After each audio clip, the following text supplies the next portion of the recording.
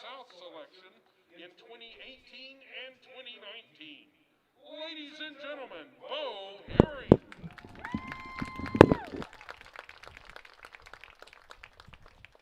Our third senior is number 94, defensive lineman Ja'Cory Jackson. Ja'Cory will earn his Bachelor of Arts degree in biochemistry in May. He is a native of Houston, Texas, and is proudly supported by Gregory and Tokara Randall. In 33 career games in the Orange and Garnet, Ja'Cory recorded 48 solo tackles, 57 assisted stops, and 105 career tackles as Maryville College's front line of defense. He sacked the quarterback over a dozen times for a loss of 62 yards and recorded an additional 20 tackles for a loss of 75 yards. In 2017, Ja'Cory was a second-team All-USA South pick. He was a first-team selection in 2019. Before this, three-time All-Conference honoree earned second-team honors after last season. Ja'Cory was honored by the college in 2020, being named the Outstanding Junior Leader Award winner. Ladies and gentlemen, Ja'Cory Jackson.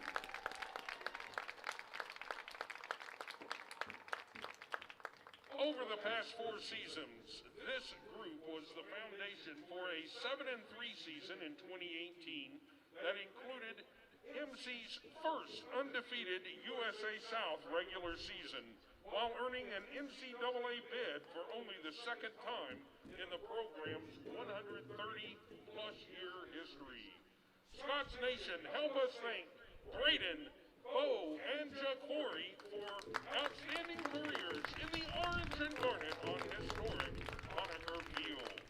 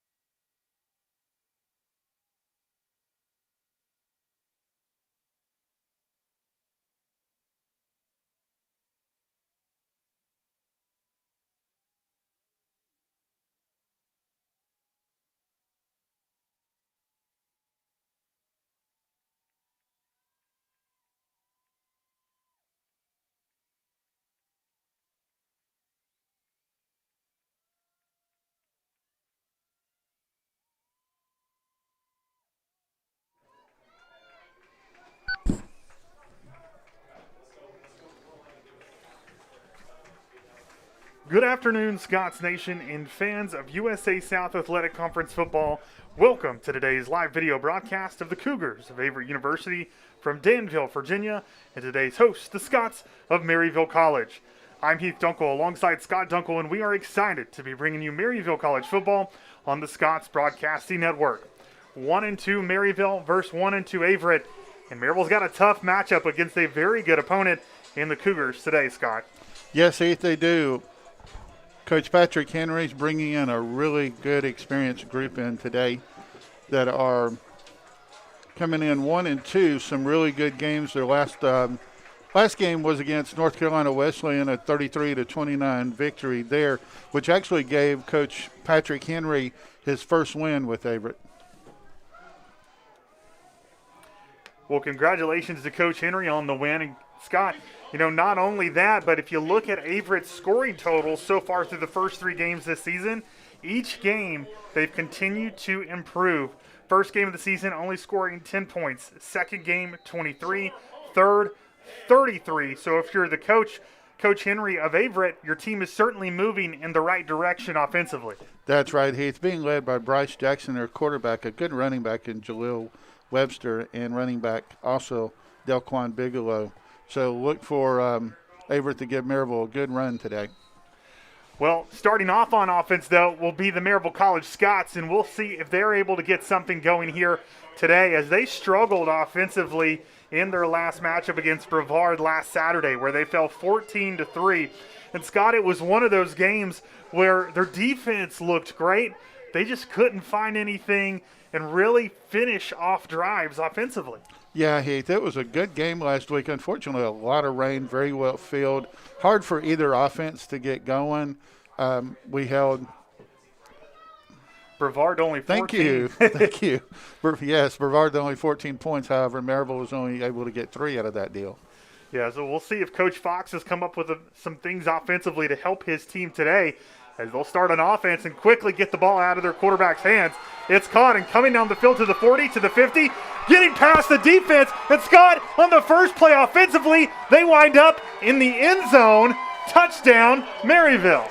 Excellent play, Heath. A 71-yard touchdown pass there to start the game for Maryville. Definitely something a little different from last week, as you said. See what Coach pulled out of the hat today. Well, he certainly pulled out the right play there, as that time, number 13, the freshman wide receiver, Sean Carter Jr., gets it on a nice little wide receiver bubble route out to the left, and he is off to the races. So if anything, not only did that play work, Scott, but we talk about spring practice, how this is kind of like an extended spring practice for Coach Fox to really figure out what he has and give a lot of people opportunities. Well, this freshman made the most of his.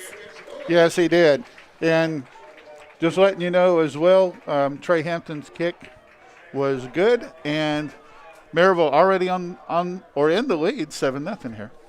7-0 to start this ball game for Maryville, and getting ready to receive will be Averett for their first offensive possession. As I mentioned, only continuing to improve offensively each week is Averett, and you would expect that when you have a coach in Coach Henry who was a former quarterback and specializes in offense.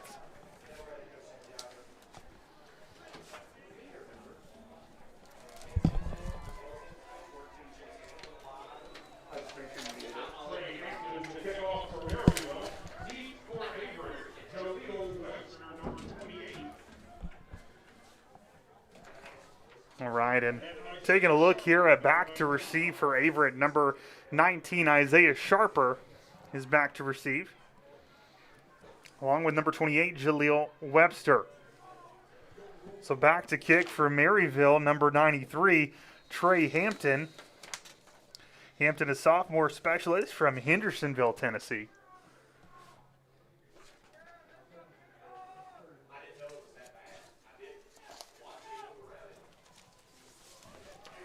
Little squib kick by Maryville, and Averett right there to jump on it, and looks like Coach Fox trying to catch the Cougars off guard. Right, Heath. Definitely not something you expect to come up on the first kick.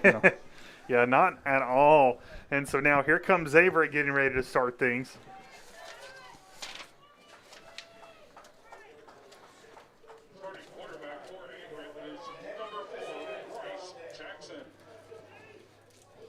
So you've got number 4, Bryce Jackson, starting off at quarterback.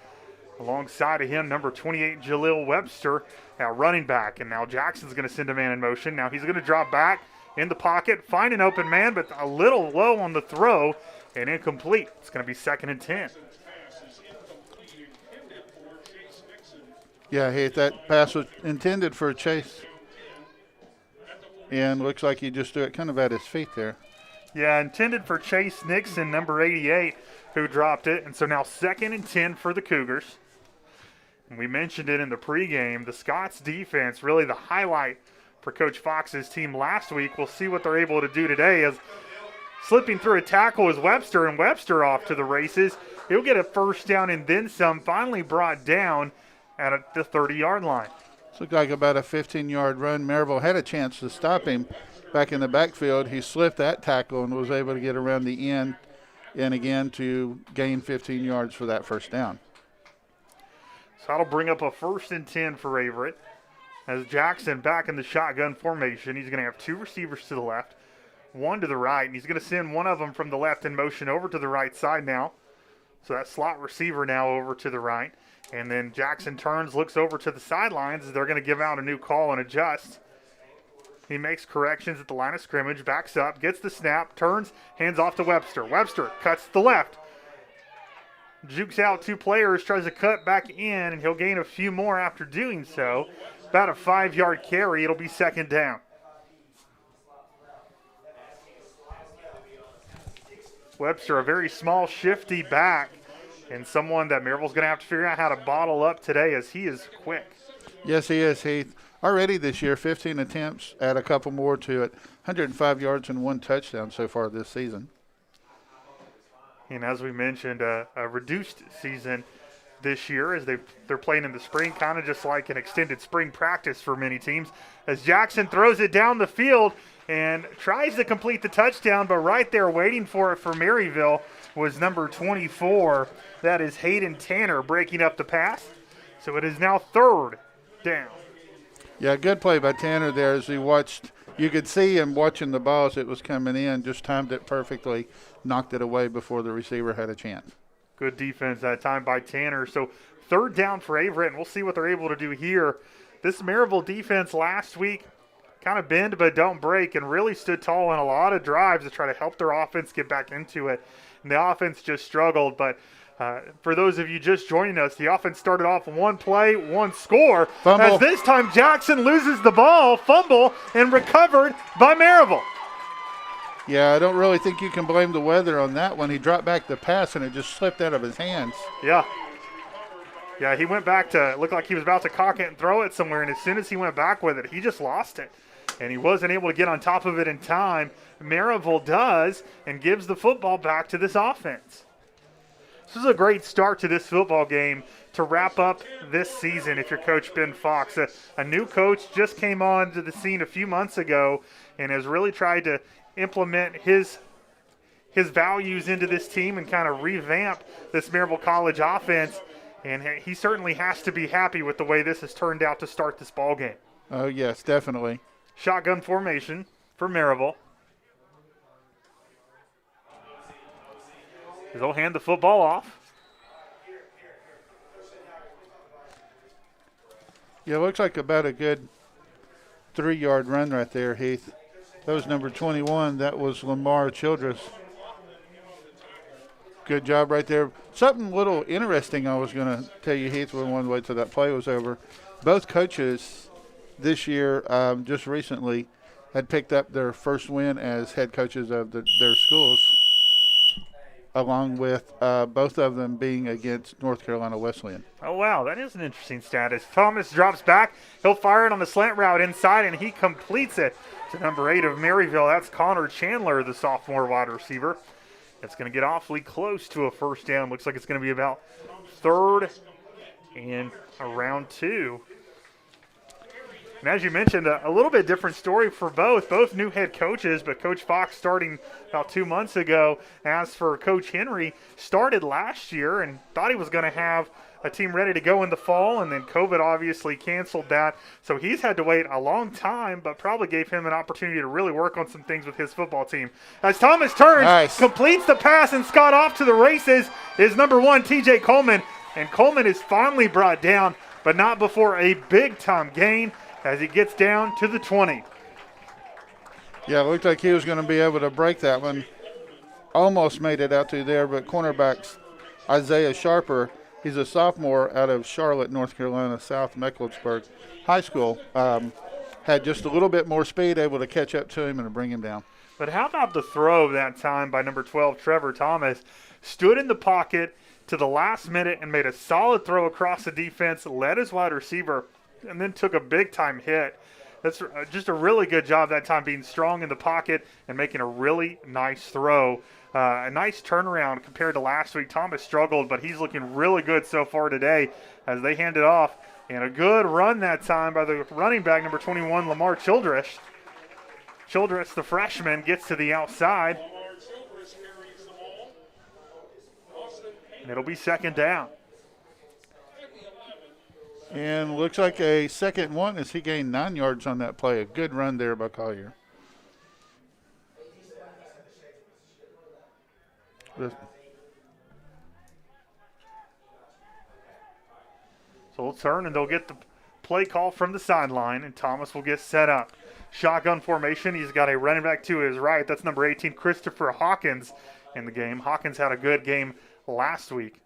As Thomas gets a snap and hands it off to Hawkins. Hawkins through the middle. And finally, a shoestring tackle brings him down close to the end zone. And you could tell Hawkins really wanted that one. Hawkins is, again, as I mentioned, had a really good game last week. 12 attempts, 60 yards, but he averaged 5 yards a carry. Another big run right there, and got awfully close, and hoping that Coach Fox will give him another opportunity here. Yeah, very good run right there. And just correct myself from the last one. That was Childress, not Collier. I don't know. So they'll turn and they'll get set up offensively. 2 receivers to the right, 1 to the left of the formation. Thomas and Hawkins in the backfield. Thomas will get the snap. He'll hand it off to Hawkins. Hawkins lowers his helmet, drives, and is going to get awfully close. Looks like he's going to be maybe about a yard, a little less than a yard away from the end zone.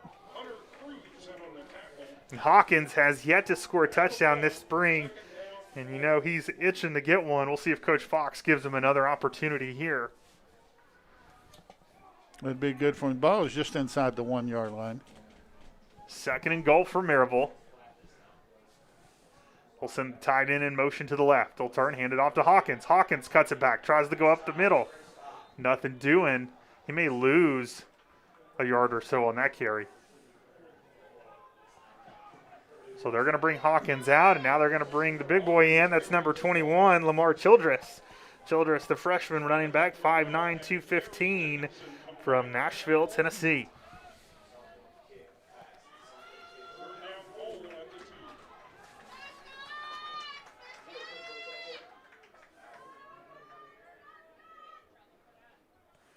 Snap's good. Hands off to Childress. Childress up the middle. Averett's defense right there waiting on him, and a big-time stop that time for the Cougars. And that should put Maryville in a field goal situation. And it appears so. It looks like the special teams unit is coming out for this.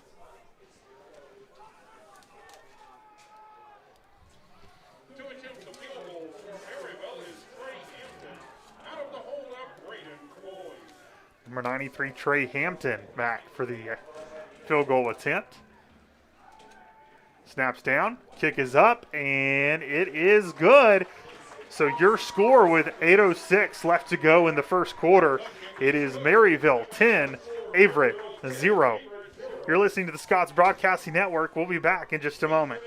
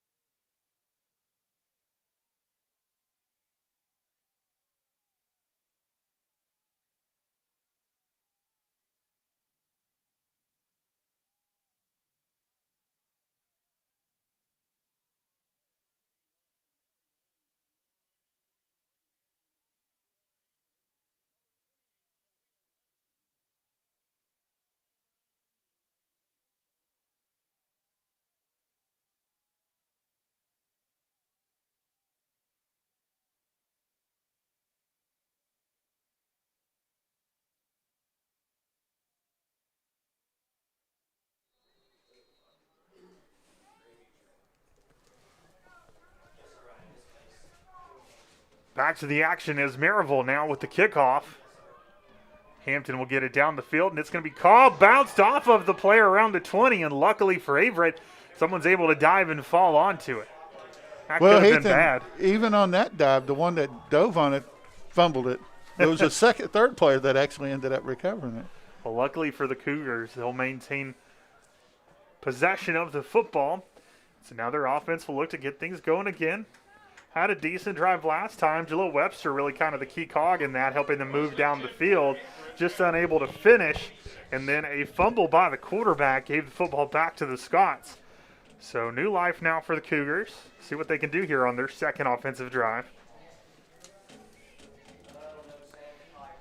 Jackson will send a man in motion. He'll turn, throw it out quickly on a wide receiver screen.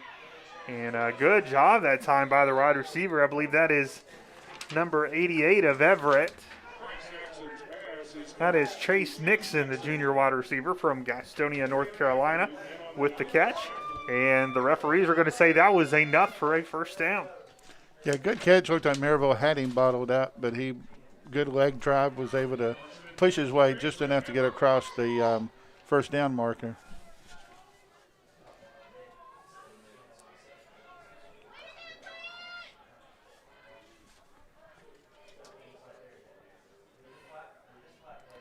Jackson this time fakes the handoff to Webster, throws it across the middle, and just a little bit too far ahead of Nixon, so it'll be second down.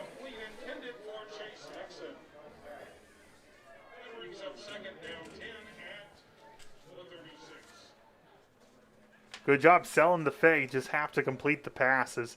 Nixon looked like he had a step or two on the defender, just kind of overthrew him. So second down now and back into the shotgun formation. Two receivers to the right, two to the left of the formation for Jackson.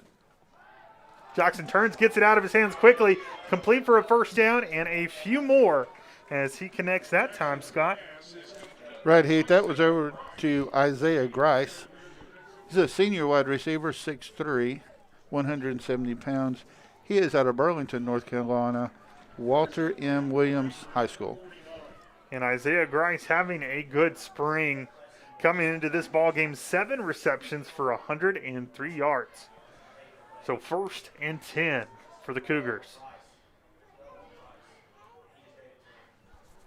Looks like the Scots showing blitz, and then they move out of it. They'll turn and they'll hand off to Webster, and right there to meet him is the senior number 50, Bo Herring. Nice tackle. Yeah, that was a great read by Bo right there. Just saw him coming out of the backfield, wrapped him up, and introduced him to the turf.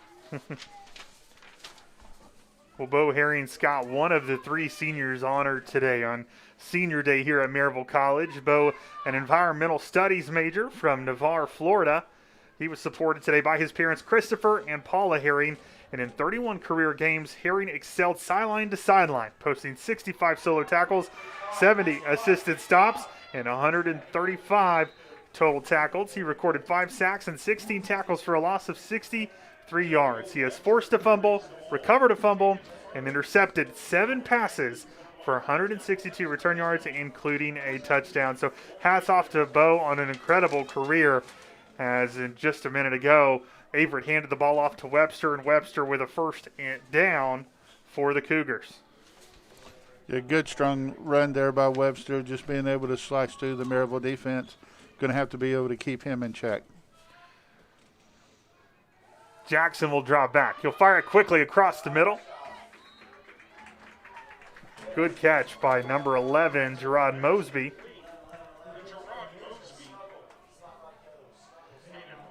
Caden Harbin, the junior linebacker, on the tackle. It'll be 2nd and 6.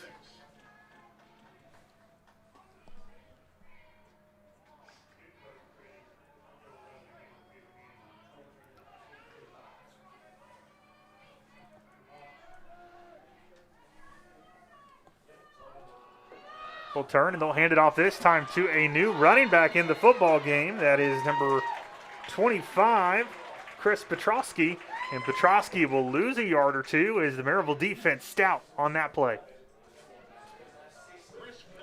Yeah, good solid wall right there by the Scots, able to keep him in check. Heath, now, I was going to say, contrary to last weekend, really nasty rainy. We got a beautiful day here today, 48 degrees, not a cloud in the sky. This feels like football weather.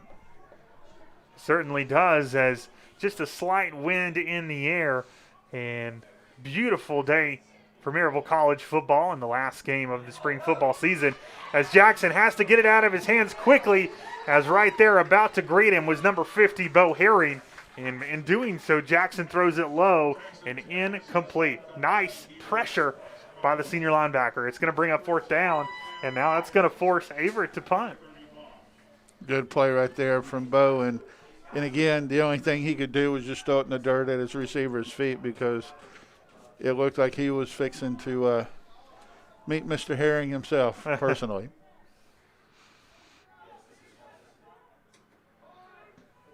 A quick pooch punt that time by the quarterback, and they tried to get their players down the field to see if they could stop it around the one. Didn't get there in time. It rolls into the end zone for a touchback, and now the Maryville College offense with their third opportunity. Scott, the first two drives, first one ended in a touchdown, second one ended in a field goal. So far have been able to put up points their first two possessions. We'll see if they're able to continue doing so right here. So they're going to turn and get the call from the sideline. Again, a quarterback from Maryville, number 12, Trevor Thomas, the junior quarterback from Rome, Georgia, standing at 5'11", 170 pounds. He's got a running back in the backfield with him, and he's got two receivers to the right, one to the left. They'll turn and they'll hand the football off. That's to Hawkins. Hawkins going to get a few, and Scott, one correction. It looks like we actually had another quarterback sneak his way into the ball game there. That was number 16, Jacob Gravitt, the senior quarterback from Paulding County, Georgia, who made his first appearance into the game today. A good chance to get everybody get some experience again, as we talked about, with this being in the spring. That tackle for Averett there was Javon Lofton. He's a 5'10", 285 senior out of Salisbury, North Carolina, West Rowan High School.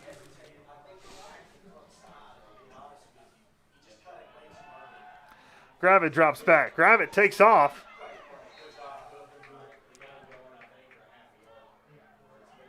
Not much doing on that one. He dropped back, felt some pressure, and didn't feel like he had enough time to make a play, so he tried to take off with it, and not much doing as Averett clamped down on him quickly. So Gravitt turns, is going to get the new call from the sideline. It's going to be 3rd and long for the Scots. Yeah, it's a little bit of just being aware of where you're at, knowing where the defense is at, because he never saw Tristan Quick, senior defensive end, come up behind him, or he would have probably gotten a lot more yardage out of that one.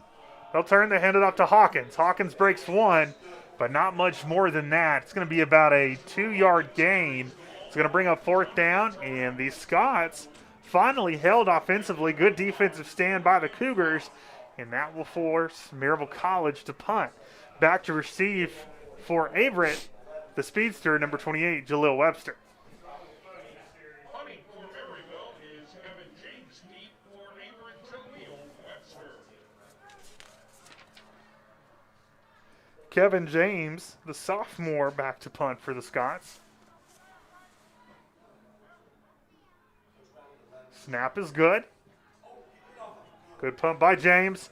And Webster with a fair catch, fumbles it, but is able to fall on top of it. So they will start their offensive possession at the 44-yard line. Heath, I'm just waiting on those right there, because every time Maryville's kicked so far to them, they've, had trouble, except for the onside kick, they've had trouble hanging on to the football.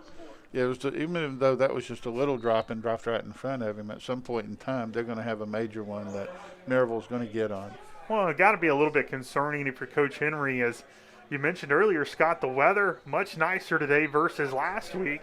And so if you're unable to catch it and hold on to the football in this type of conditions, you really worry when the conditions aren't ideal. So having to talk to your team about ball security, being really careful in making the catch, seeing it all the way into your hands when doing so, and you hope they'll be able to listen. So we've got a timeout on the field. Let's take one with them. 1:58 left to go in this first quarter. Maryville 10, Averett 0.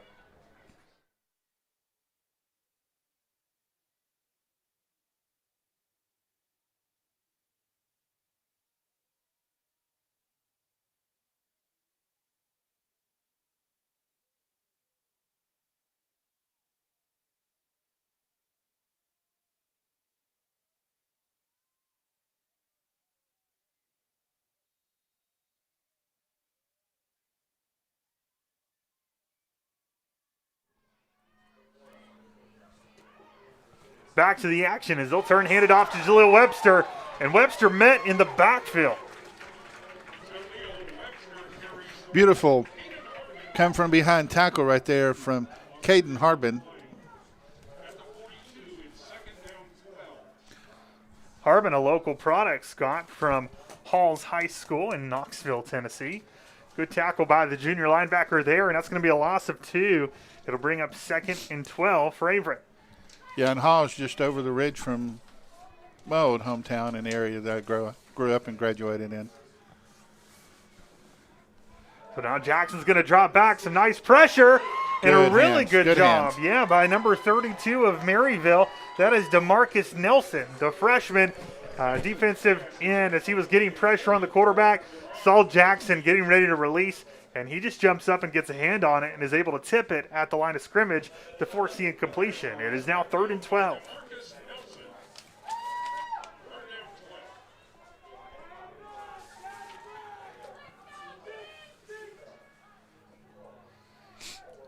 Third and 12 for the Cougars. They'll turn and look over to the sideline, and Jackson will get the call. He'll turn, come up to the line of scrimmage. Let his team know what's going on, make sure everything's set. Gets it out of his hands quickly, and a good catch, and breaking tackles. Number 88 of Averett. That was Nixon, Heath. Chase Nixon with the catch. And Scott looked like he was going to be bottled up after only a 4-yard gain. He had 3 Scots in the area closing in on him and somehow able to slip, jive, wiggle, and dive his way to a first down. Yeah, able to break some tackles there. Could have been able to hold him. It probably would have been like a 5-yard gain. Instead, he was able to make it about a 13. Yeah, would have probably forced the Cougars at midfield to punt. Instead, gives them new life. So 1st and 10. Jackson drops back, turns, fires it across the middle, and almost intercepted, as breaking on that pass was number 26 of Maryville. That is Grant Agnew, just unable to come down with it. Yeah, and you could see Grant just still laying on the ground, just thinking that was mine. Certainly was. 2nd and 10 for the Cougars. If I was in my May lookout here, Scott, for a handoff to Jaleel Webster. Haven't seen them give him the ball in a while, and when he does, he is electric. And there he goes. They do hand it off to him, hand it off up the middle, and a 7-yard, possibly 8-yard carry by Webster.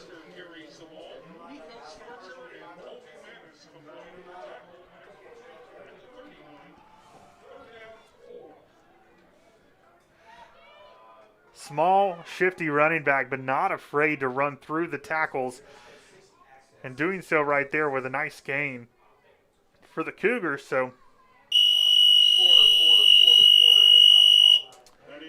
before they can get that play off, Scott, we're alerted that it is the end of the first quarter. So your score after 1, Maryville 10, Averett 0. We're going to take a quick break. You're listening to the Scots Broadcasting Network.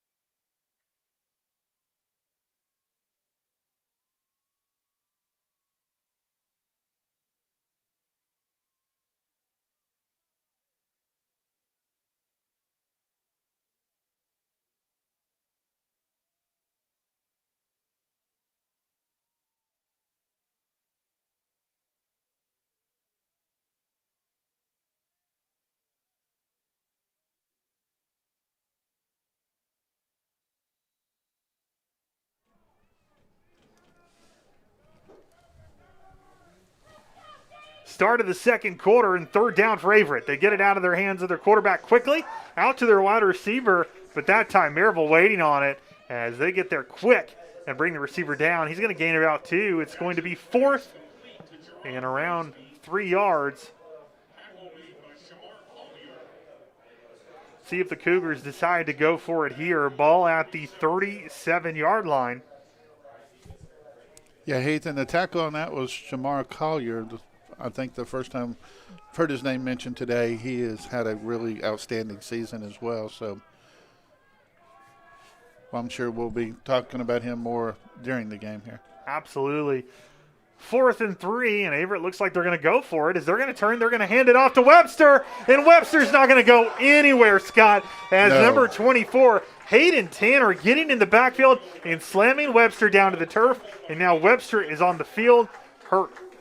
Yeah, it looks like his knee or leg on that one right there, but he kind of stumbled coming out of the backfield just a little bit as well, Heath, and when he tried to make that turn, and Hayden Tanner just come flying around that end, had him. It was a great tackle by Tanner, but, you never want to see a player get injured on the field, and you certainly hope that young man is okay, as that would be a big loss to that offense. Jalil Webster, a very talented, quick young man. So they're going to take a look at him. They've got a timeout on the field where they're looking at him, and so we're going to take one with them. Your score with 14-12 left to go in the second quarter. Maryville 10, Averett 0.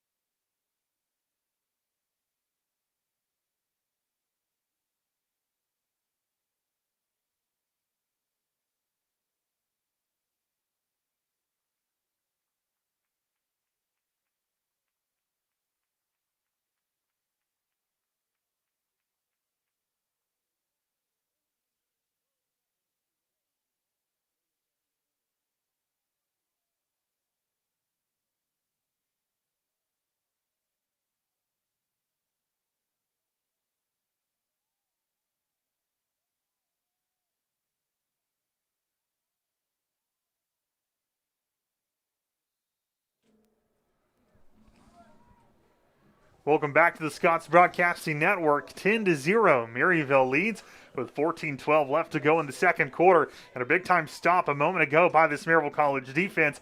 And now the offense, Scott, for Maryville, quickly giving it right back to the Cougars. At that time, Thomas, unable to hold on to the football, fumbles it, and the Cougars right there to pounce on. Yeah, Heath, he did, and the defense was standing almost right in front of him when he did it, and an easy fumble recovery there for the Cougars, with Russell getting the recovery on that one. But hopefully we'll see the Maryville defense come back in and hold them as they have so far this game. Maryville will get the ball back soon.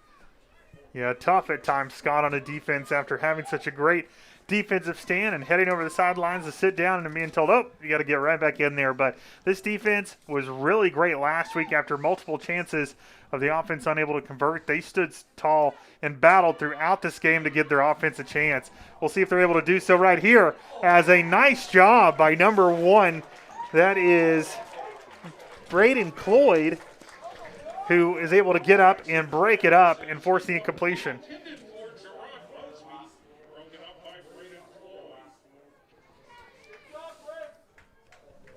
Yeah, that ball was intended for Gerard Mosby. That was a really good play on Maryville's side, keeping Mosby from being able to get to that ball. But it looked like that Averett was going to try to strike quick and fast on that first play after getting the fumble recovery. Yeah, trying to go for a big-time play on first down. As this time almost losing the football as Jackson has to pick it up off the ground quickly and hand it off to number 25 of Averett, Chris Petrosky. And Trosky will gain maybe 1 on the carry. Yeah, I thought we were fixing to get a favor back because it looked like he was fixing to fumble that one. Yeah, awfully close. And they're going to say he did not even get a yard on that play. Good job by the Maryville College defense. So 3rd and 10 now for Averett. And you have to hate it if you're Coach Henry here, as you just got a nice gift. Only 35 yards or so away from your end zone if you're not able to put any points up on the board here. 3rd and 10. Jackson will send a man in motion. Get the snap. He'll drop back. He's got some time in the pocket. Throws it across the middle, but Scott broken up by number 5 of Maryville, the junior linebacker, Nico Starcher, almost coming away with the interception, but with knocking the football down to the ground, it'll be 4th and 10. And I think you're probably too deep here to go for a field goal, so it looks like they will be punting. Yeah, and Starcher, if he had been able to, I mean, he had to really stretch his hand out to knock the ball down, but if that had been something he had actually come up with, he had nothing but green in front of him. Coming to punt it for Averett, number 26, Mason Smith, the freshman punter, 6'3", 175 pounds from Audubonville, North Carolina. Went to Cape Fear High School, and he'll get the punt off and tries to angle it. Let's see how close he's able to get. And a really nice job by the Cougar special teams as Scott, they're able to stop it and down it at the 1-yard line. Yeah, I hate that ball. Taking a Cougar bounce, not jumping into the end zone more or less, but just kind of floated there just long enough for them to be able to dive and knock it back across and out of bounds. Yeah, 13:03 left to go in the second quarter, and Maryville now taking over on offense, and it almost looks like thought it was going to be around the 1. It looks like they may be giving them the 2, but they're going to have to try to get themselves a little bit further away from this end zone, give their quarterback some room to operate as they're going to hand it off up the middle. And a good 2-yard carry that time by the Maryville College running back. That was, trying to take a look here at the number 48 for Maryville. Braden Dunson, freshman running back. Braden Dunson, a 5'9", 185-pound running back from Carrollton, Georgia. He went to Central High School in Georgia.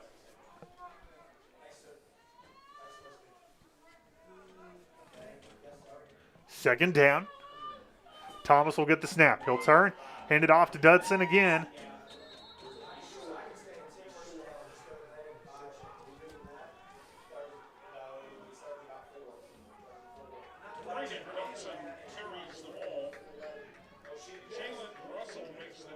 He might have gained a yard on the carry.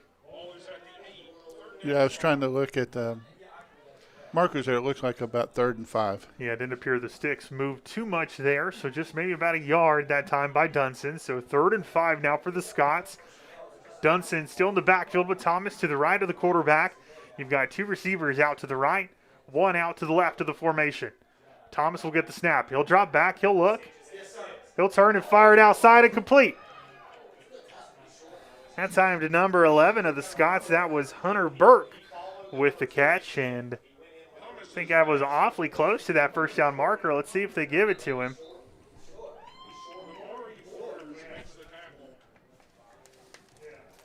Good battle that time by the junior wide receiver, and a nice throw by Thomas. Seen Burke bounce out to the outside and able to connect. Scott, it's going to be 4th and short, and you definitely don't want to go for it and not get it here as you give Averett great field position, so it looks like the Scots will decide to punt and try to flip the field. Yeah, it's one of those that you really question whether you want to take a chance on trying to get it that extra yard or not, because if you don't, you're giving them excellent field position. Well, with punting, back to receive now that Jaleel Webster is out of the game. Number 19, Isaiah Sharper, the sophomore cornerback, back to receive for the Cougars. Punt is up, it's low. And he's going to have to get out of the way and let it roll and take a Maryville College bounce to the 46-yard line. And that is where the Cougars will take over on offense.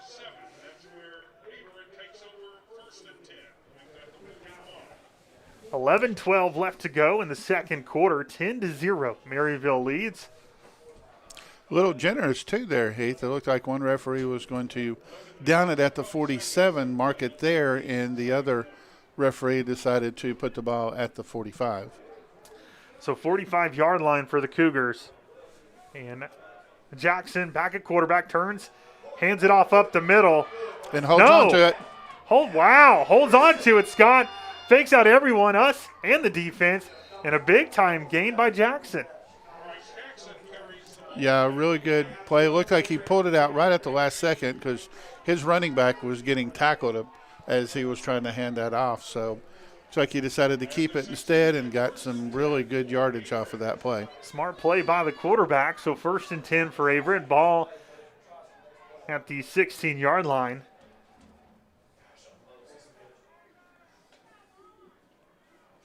Jackson will get the snap. He'll turn. This time he will hand it off to number 23. That is Rodney Scott. And the Maryville College defense again getting into the backfield quickly and stopping the running back in his tracks. Yeah, about almost like the same play last one. He got a little bit more yardage, but Maryville getting on it really quick. So looks like they're still having some issues with the injury earlier on Webster. Yeah, you lose some team speed there in the backfield. As another running back into the ball game now, that is 25, Chris Petrosky back into the game. Jackson will send a man in motion. He'll turn. Oh. Miscommunication, and wide receiver tackles the running back as he turns and hands it off to Petrosky. And it almost looked like they were trying to maybe fake a jet sweep and then hand it off to the running back, but instead, because of the confusion, the receiver and running back run right into each other, and the running back hits the turf with the football in his hands. So yeah, that was Nixon too. So definitely looked like some confusion because you had about 3 players all colliding right in the same spot. Mm-hmm. So it's going to be about 3rd and around 16 now for the Cougars.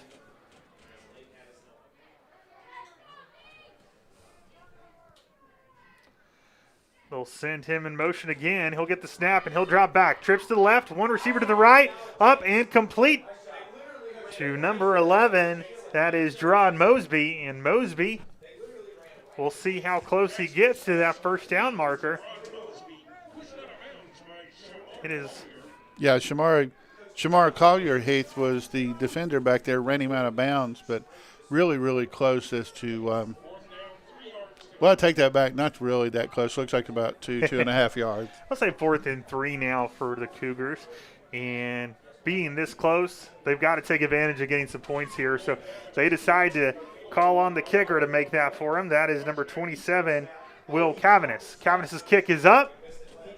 Oh, they're going to say good. It's squeezed in there, Scott. Your score with 8:26 left to go in the second quarter.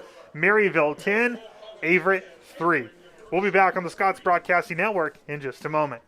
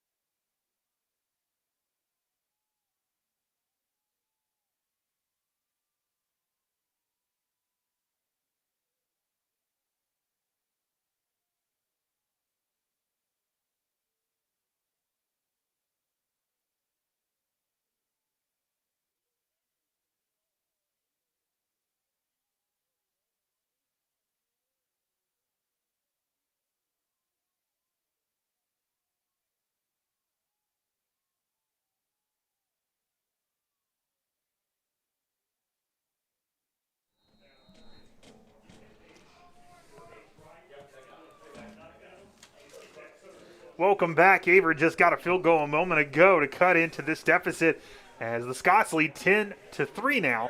And they'll turn and they'll kick it short, and that will be fair caught for Maryville. And then, yeah, Danner Hill on the catch there, Heath. Definitely not taking any chances, just asked for a fair catch. And looks like a penalty. I'm looking to see what they were going to call. We'll look back and find out here as Kicking team number 88. 5-yard penalty from the end of the play. First down, Maryville.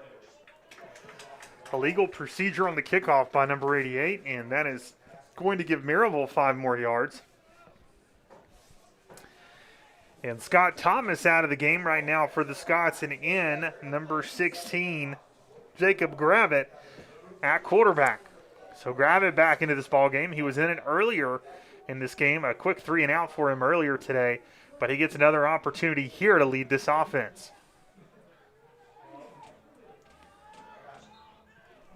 Two receivers to the right, one to the left of the formation.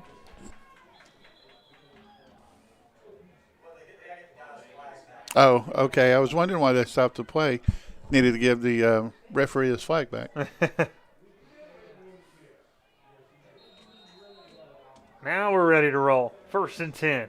They're going to send a man in motion. Gravett turns, fakes the handoff. Gravett looks down the field. Gravett throws it across the middle. Oh, and just man. a little high there for number 8, Connor Chandler. So incomplete. It's going to be 2nd and 10.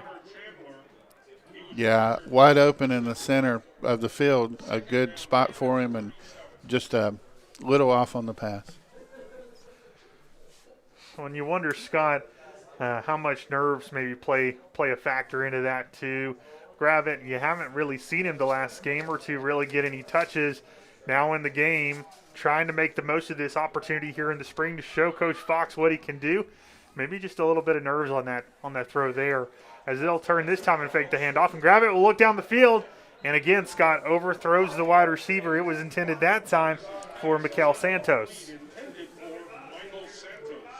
Yeah, and Michael right there, you could see him turn and look as the ball went behind him.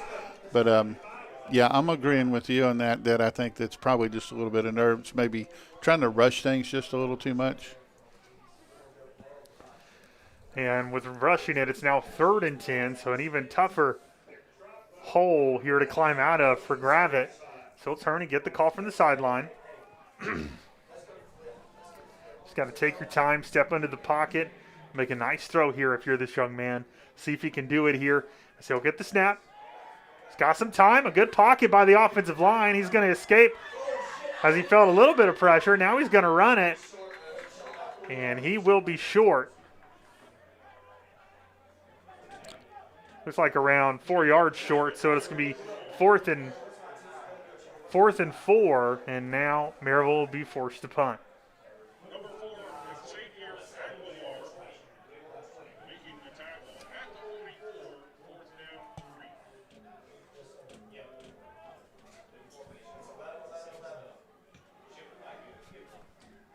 They'll get the punt away. They're going to have to get on it as it was starting to roll backwards, and they do. They'll down it at the 27, and that is where Averett will take over. Yeah, it looked like Tyler Boss there is freshman linebacker out of Knox Central here, or in the area in Knoxville. Saw that ball starting to take a bounce back, just kind of reached down and grabbed it before it took off on him. Mm-hmm. It's a smart play on his part to keep from Averett getting any extra yardage out of that. Absolutely. So Averett now on offense. They're down 7. Would really love nothing more if you're them to try to get a touchdown here and try to knock this game up before you go to the half. As this time he'll turn, he'll hand it off. And Scott, just not the same speed in the backfield as they hand it off to Chris Petrowski. And Petrowski bounces out to the left side around the tackle, and the defense waiting for him. Yeah, exactly, Heath. And it looks like Jackson just a little indecisive. He's holding Petrowski up just a little bit before he can make the cut, whether or not he's going to hand the ball off or not. And it looks like the running back's slowing down, having to wait. Well, that will also play a factor as well. It's got to make quick decisions and watch that defensive end and make a quick call here if you're the quarterback, as Jackson's going to send a man in motion. Now he's going to drop back, look down the field, and unload it. He completes it to Nixon. Big time catch by Nixon, as Agnew was there quickly to make the tackle. But with the catch, Nixon will get a first down for the Cougars.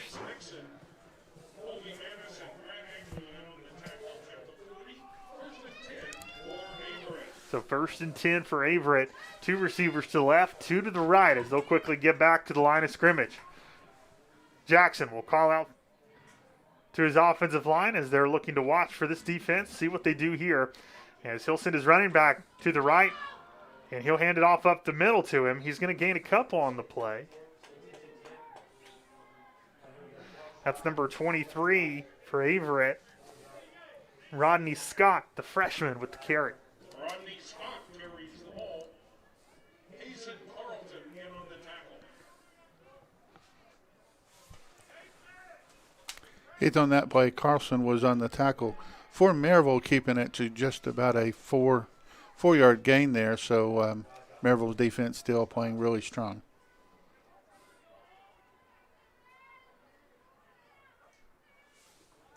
Jackson drops back. He'll throw it across the middle and broken up that time. It is 3rd down now for the Cougars. Jackson's pass is incomplete, intended for Deontay Lambright. Good defense from Maryville there. Heath bringing it up to 3rd down now. Down 7 at Yeah, Grant Agnew back there waiting on it and helping to get in front of the receiver, force the incompletion. So 3rd and long for the Cougars as Jackson turns and gets the call from the sideline.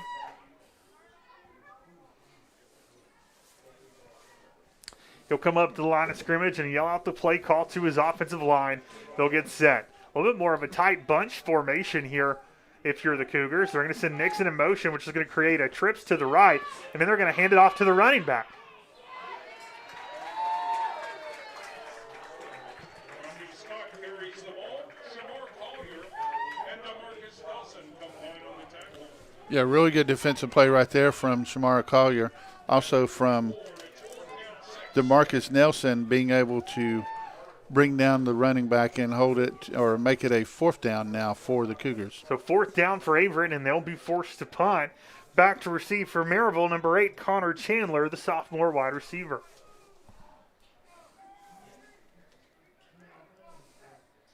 Number 26, Mason Smith, will be the one punting for Averett. He'll get it off. Kind of looks like it went off the right side of his foot, shanked it just a little bit, and it was about to bounce back, and the Cougars fell on top of it. So that ball will be spotted officially at the 35, and that is where Maryville will take over on offense, and we'll see who's going to be quarterback. Is Gravett still going to be the guy, or they're going to go back to Thomas? And, Scott, it looks like Thomas will get the nod. Yeah, I was watching him over here warming up, and it looked like Thomas was the one that was going to be coming back in. So 4:51 remaining in the 2nd quarter. And Maryville College trying to see if they can extend this lead as they'll hand the football up the middle.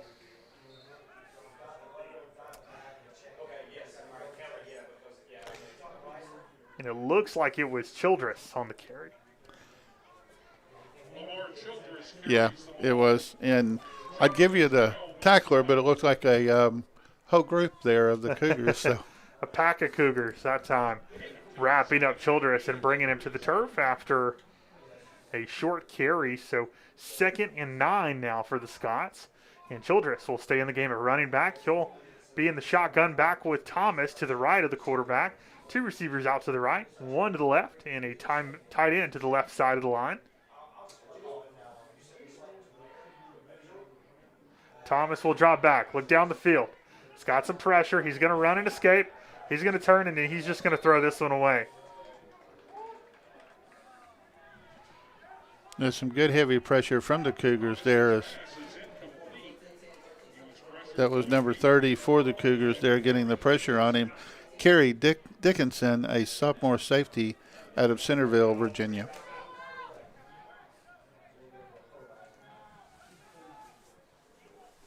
So 3rd and long now for Maryville as they'll turn and they'll get the play call, and we'll see what they're able to draw up here. See if they're able to give Thomas some time to operate in the pocket. Thomas has had a pretty good game so far. He's got 2 receivers to the right and 2 to the left here on this formation as he's getting ready to get the snap. 3rd and 9. Thomas will get it. He'll drop back, looks downfield, fires it. And did he hold on to it? Looks like the refs are saying he did, so Nice good catch. play. Yeah, surrounded by two defensive backs there, and Burke somehow able to come down with it and stay in bounds while doing so. So a first down for Maryville. Yeah, Namari Borders, the sophomore safety out of Shelbyville, North Carolina, was right on top of him during that, and he was still able to hang on to that football as he came out of bounds or went out of bounds. So a big-time play by Burke and a first down for the Scots.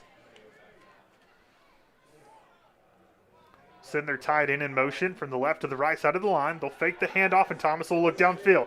Thomas escapes one. Not able to completely get away. We thought he was going to break it, but they got just enough of his foot to trip him and knock him to the turf. Yeah, he was tackled by Hunter Cruz there, Heath, the senior defensive end out of Chatham High School in Chatham, Virginia.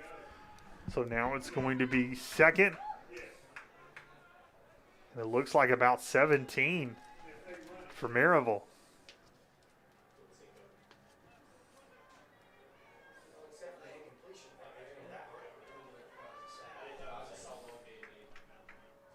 Two receivers to the left, a tight end split out to the left side of the line, and the running back over to the left side. So strong side for Maryville. Turns.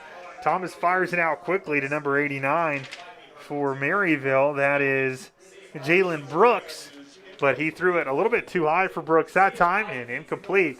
Third and long.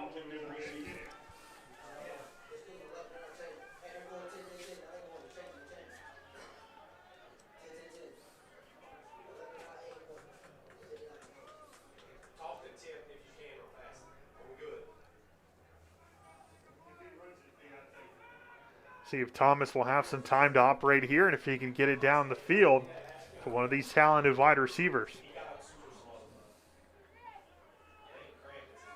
Thomas gets the snap. He'll drop back. He'll look. Fire it deep.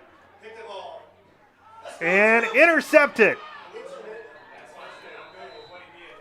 That time by number 6 of the defense, Scott, with a big-time play. Yeah, cornerback senior, 6 foot. Started to say 600 pounds. 6 foot 170, Newton, North Carolina, Newton Conover High School, Heath, and he looked like he was a center fielder just waiting on that one. Yeah, and that was Terrell England on the interception.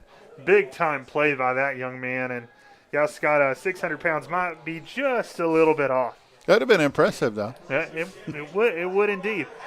So first and 10 now for Averett. They're down 10-3 with 2 minutes and 14 seconds left to go here in the second quarter. So 2:14 left to go in the second. And if you're Averett, this is 2-minute drill time. See if you can get down the field and see if you can tie this thing up going into the half. They'll fire it across the middle. It's complete.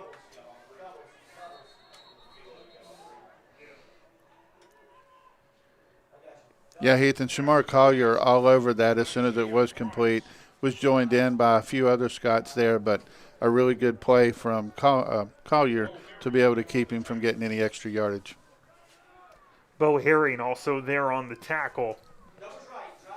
First and 10 now for Averett. Under 2 minutes left to go here in the first half. Jackson gets the snap. He drops back. He looks down the field. He throws a deep one this time, and he's got a man. And Scott right through the hands yes. of number 11, Gerard Mosby. Braden Cloyd on the defense there, senior defensive back, 6'1", 185, out of Knoxville Hardin Valley High School. Right there in the coverage with him, the ball just over the defender's head, but right into the hands of the receiver as it just went right through. So a little bit of luck right there for Maryville.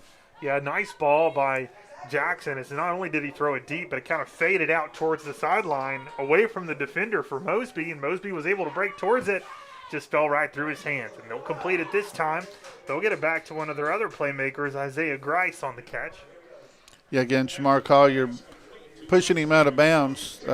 Still a first down for the Cougars, but a good quick play and a good defense. Well, you really want them to keep him inbounds. We'll see if they're able to do so here. 1:35 left to go for Averett.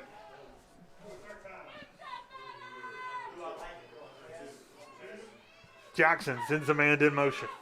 He gets a snap. He'll drop back. Pressure coming. He gets it out of his hands quickly, turning around and making the grab for Averett is number 88. That is Chase Nixon. And a really good throw by the quarterback, just putting it on that back shoulder. And Nixon turning his head around and seeing that and able to make an adjustment just in time to catch it and step out of bounds. So now at midfield with 1:30 left to go here in the second quarter. Yeah, not much DeMarcus Nelson could do on that play as he threw it kind of just behind the receiver and away from the defender, so really hard to do anything there. They complete it to Nixon across the middle of the field.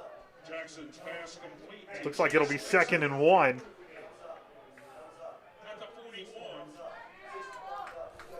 Telling his quarterback to hurry up and get going. As Coach Henry on the sideline, as Jackson will call it out to his team. Now at a minute left to go. Jackson turns. Jackson goes to fire. He's going to have to take off. He'll get the first down, but he'll be brought down the middle of the field. And if you're Averett, you probably want to call a timeout right here. Yeah, Brandon Lurie on the play right there also aided as well with Matthew Walker, a defensive lineman out of Maryville, Tennessee, Maryville High School. But it looks like Walker also injured himself on that play, Heath, and it looks like we're going to have a brief timeout here as they attend to him. Yeah, timeout on the field. We'll take one with them. 54 seconds left to go here in the second quarter. Maryville 10, Averett 3.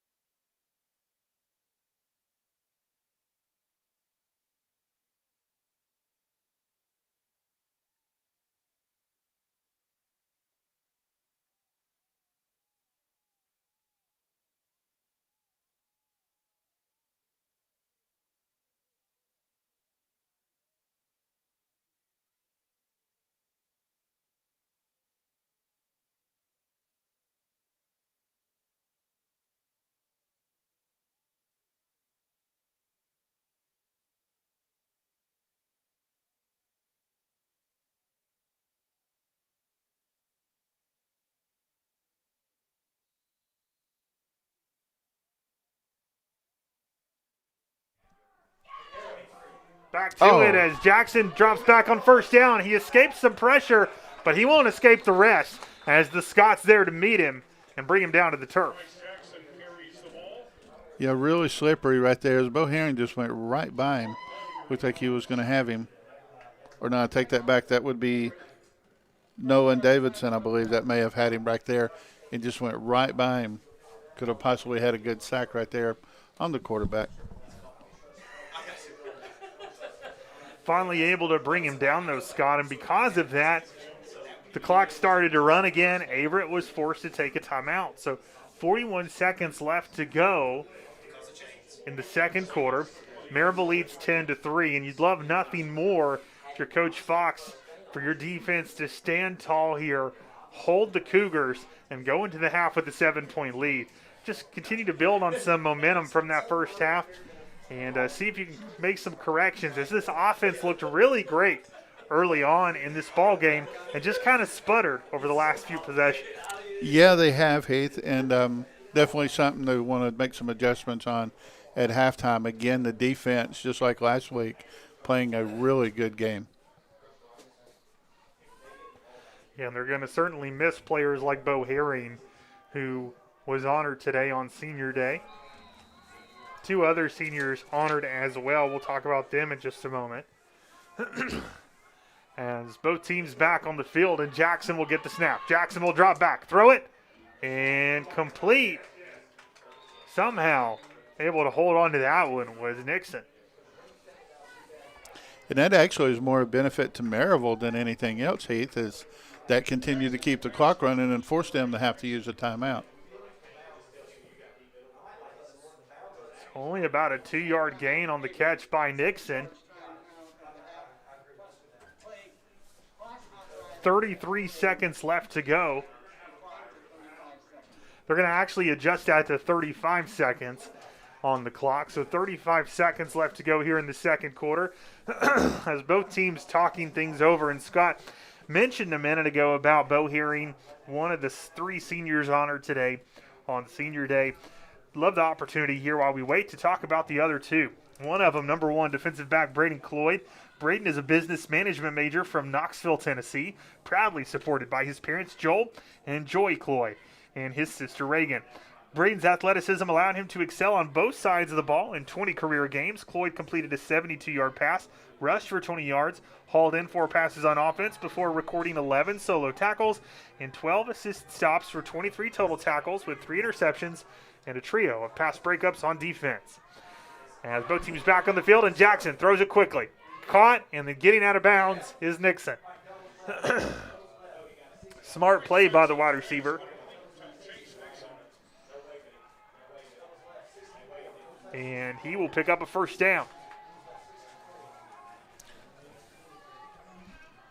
Yeah, he defending on the play there was Kobe Manis, ran him out of bounds. Jackson will drop back. He'll fire. Intercepted by Bo. Herring with a nice pick. He'll get to midfield. He'll get to the 45. He'll get taken down at the 39. And then a couple more after that. We'll see where they actually spot it. I think they are going to bring it back to the 39. But what a big-time play in a big-time moment by the senior linebacker, Bo Herring. Oh, yeah, definitely, Heath. And that ball was thrown right to him. There wasn't a receiver close enough that he just – it was like a gift, kind of like a child this weekend going out and finding an Easter egg. There it was right to him, right in front of him. Well, 19 seconds left to go here in the second quarter. And this offense now with some new life as Scott, they're 40, just a little under 40 yards away from the end zone. Do they have enough time to get this close and either put it in the end zone or allow their kicker to see if they can extend this lead? We'll see. As they'll turn, he'll hand it off to Childress. Childress up the middle. Childress to the 35. Is Coach Fox just going to run things out, or is he going to call a timeout? Looks like we're going to run it out. Yeah, he's going to let it ride, and that's going to finish things out in the second quarter. So your score at the half, Maryville 10, Averett 3. So really nice job that time by that Maryville College defense stepping up yet again and getting the momentum back on the side of the Scots. Big-time play. Yeah, really good play right there by Maryville. Again, another defensive stop, something that we've seen last couple of games, and doing extremely well. So let's see what the offense can come up with in the second half, Heath, and we'll kind of see what we got going on. But Averett will get the ball when we come back in the third quarter. Well, one more senior to talk about before we take a break, Scott, is we've talked about Bo Herring. We've talked about Braden Cloyd. But one last player we cannot go to break without mentioning is senior defensive lineman Ja'Cory Jackson. Ja'Cory will earn his Bachelor of Arts degree in biochemistry in May. He is a native of Houston, Texas, and is proudly supported by Gregory and Takara Randall. In 33 career games in the Orange and Garnet, Ja'Cory recorded 48 solo tackles, 57 assisted stops, and 105 career tackles as MC's front line of defense. He sacked the quarterback over a dozen times for a loss of 62 yards and recorded an additional 20 tackles for loss of 75 yards. In 2017, Ja'Cory was a second-team All-USA South pick. He was a first-team selection in 2019. Before this, 3-time All-Conference honoree earned second-team honors after last season. Ja'Cory was honored by the college in 2020, being named the Outstanding Junior Leader Award winner. So thank you, Ja'Cory Jackson. Thank you, Bo Herring and Braden Cloyd, for your magnificent careers here at Maryville College. But Scott, again, we're at the half. Your score, Maryville 10, Averett 3. We're going to take a break, and then when we come back, right before third quarter action, we'll talk a little bit about what each team needs to do to be able to get things going and come away with a victory to finish out this ball game. You're listening to the Scott's Broadcasting Network. I'm Heath Dunkel alongside Scott Dunkel. We'll see you soon.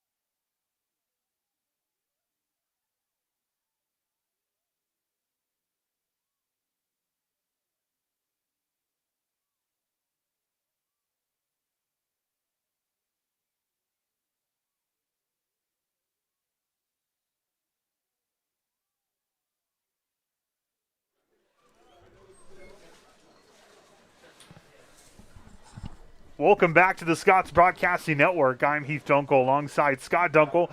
Your score at the half, Maryville 10, Averett 3. We'll get ready to have both of these teams back on the field and going here in just a few minutes. But before we do, a few things to talk about. Scott, just looking at some overall team statistics for both teams, Averett 12 first downs, Maryville only 3. Averett was 25% on third down efficiency, Maryville 29. 42 total plays for Averett, 26 for Maryville, 177 total yards for Averett with 131 through the air and only 46 on the ground for Maryville, 163 total yards of offense, 127 through the air and 36 on the ground. Taking a quick look at some of the key players for the game for Maryville, Trevor Thomas, 5 of 10, 127 yards, 1 touchdown and 1 interception. Lamar Childress leads all rushers with 5 attempts for 18 yards for the Scots. And receiving, Hunter Burke, 2 receptions for 15 yards. A big catch early in the game by Sean Carter Jr., 1 reception for 71 yards and a touchdown. Then looking at Averett, Bryce Jackson, 13 of 24 for 131 yards, but an interception. And then running the football, Jaleel Webster, 7 attempts for 31 yards. He's out of the game now with an injury. And receiving, Chase Nixon, 7 receptions for 75 yards. So those are some of your key players so far. But Scott, before the players get back on the field, we had a few awards given out in the conference this week. Yes, Heath, we did. The USA South Athletic Conference gave out their Western Division First Team Awards. These went to sophomore offensive lineman Jace Breton, sophomore defensive lineman Thomas Taylor, senior linebacker Bo Herring, senior cornerback Shamar Collier, junior safety Grant Agnew, and freshman place kicker Connor Rutledge. Also receiving an additional award for USA South Athletic Conference, the All Sportsmanship Team Award went to the Maryville representative with safety Grant Agnew, a junior. Well, congratulations to those young men. And, Scott, it's time for some more football as Maryville and Averett back on the field. So we're going to get ready in just a moment to get things kicked off there.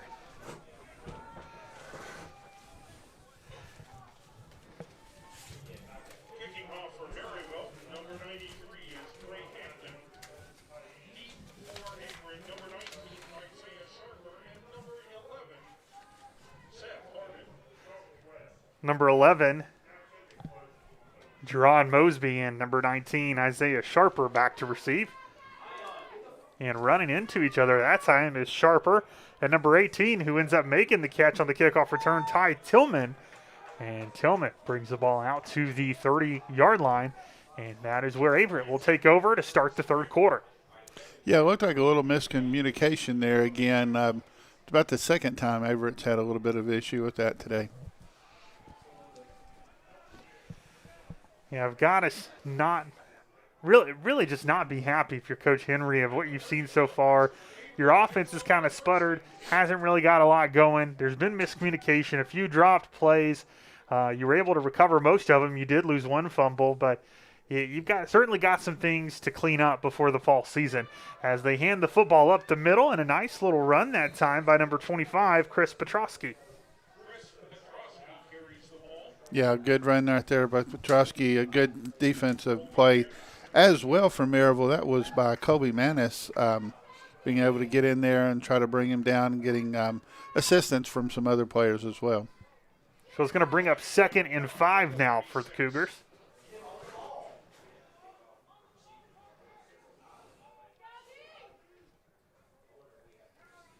Jackson will get the snap. He'll turn. He'll hand it off up the middle to Petrosky again. Petrosky lowers his helmet, takes the Maryville College defenders for a few additional yards. It'll be 3rd and short.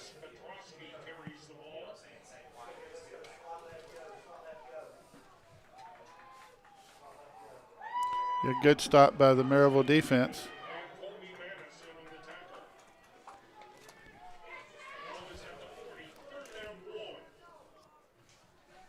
It's like about 3rd down and 1. Good time for a good stop right here for Maryville. See if this defense, as they've continued to be impressive over the last few weeks, can make another big-time stop here. They'll hand it off up the middle to Petrosky, and they won't be able to make the stop as Petrosky will get the first down. a really tough runner and has only improved throughout this ball game, especially with the loss of Jaleel Webster in the second quarter. They've had to rely on some of their other players in the backfield, and Petrosky is certainly filling in nicely as he gets a big-time first down. Yeah, and a good tackle by Grant Agnew there on the bottom of the pile, being able to bring him down. But, yeah, Petrosky is just, I guess, more or less given his audition for next year. Well, they hand the football up the middle, this time to the freshman running back, Rodney Scott, on the carry. Scott with a gain of 3 on the play. It'll be 2nd and 7.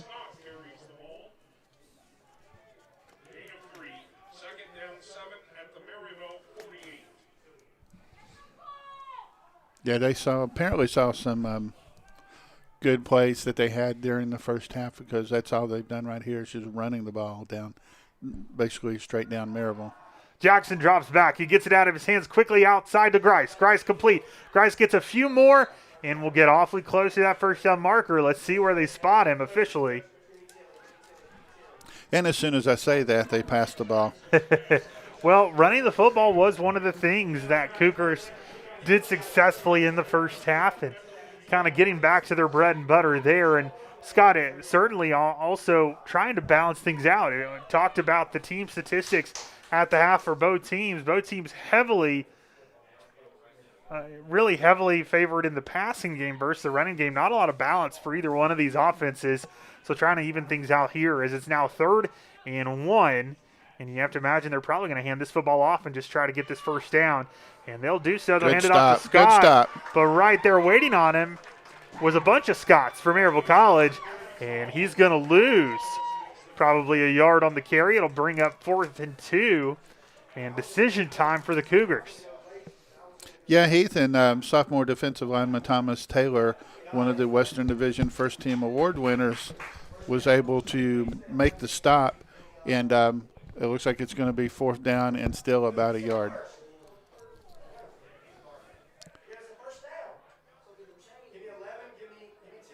Well, I take that back. They're going to give him the yardage, though it looked like he was tackled in the backfield.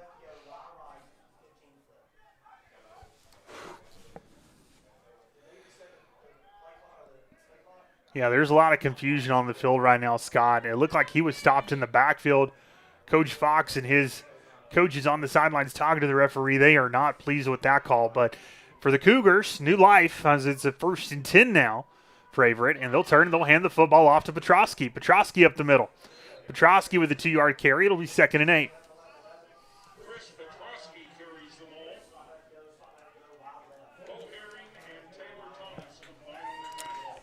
Yeah, good duo right there on the tackle. Bo Herring and Taylor Thomas both on the tackle there to bring him down, keep him only to a 2-yard run. So 2nd and 8, you've got 2 receivers out to the left, 1 to the right, and the tight end split out to the right. Now he's going to move in motion to the left side of the offensive line, and Jackson will drop back. Jackson quickly out of his hands to Grice. Grice, first down and then some. Grice finally taken down, but a nice gain across the middle as Jackson just split it in between the defenders and Grice, the senior wide receiver, with a big-time play. Yeah, it looks like Shamar Collier on the tackle there, but it looks like he definitely is triggering on Grice a lot right here, where in the first half it was on Nixon. So 13-yard line, 13 yards away from pay dirt, and an opportunity to tie this ball game for the Cougars. Jackson gets the call, makes the adjustment at the line of scrimmage. He'll back up, move Petrosky to the left side of him. He'll turn, he'll hand it off to Petrosky. Petrosky up the middle, loses the football.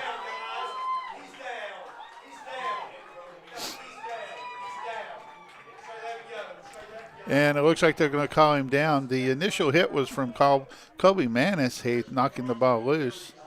But it also looks like the running back is injured as well.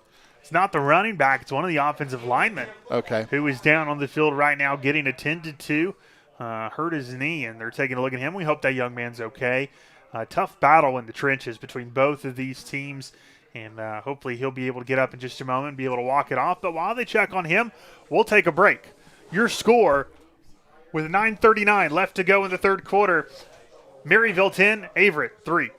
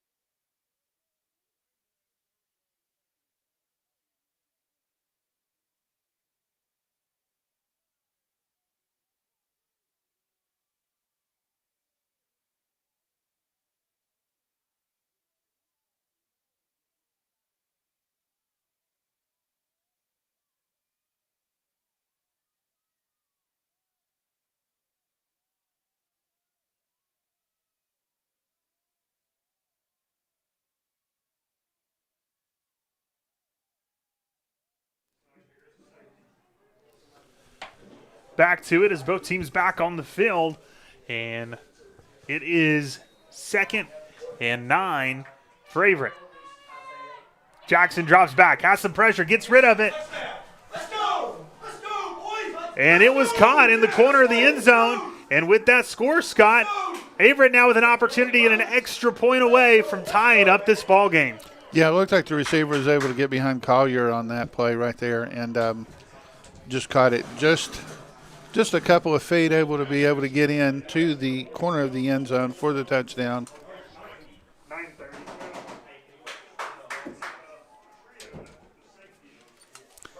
It's like as Averett ready to kick at 9:30, gets it in, and the kick is good. So the extra point up and good, and a tie ball game, 10-10 with 9:30 left to go in the third quarter. And if you're the Scots, Scott, you got to get things going again offensively. You started off this game scoring on your first 2 possessions and really kind of sputtered out after that. And you have to wonder if some of the rotations, such as kind of switching in and out quarterbacks, may have thrown some things off offensively and kind of stopped that rhythm they had going. So if you're Coach Fox, Scott, I think here you have to let Trevor Thomas run this offense and see what he can do to get this football team down the field and some balanced attack between him throwing the football and letting Childress and Hawkins go to work in the backfield. Yeah, he definitely got to get this third quarter started off right. Answer the call from that score there from Averett and get the momentum definitely away from them as well.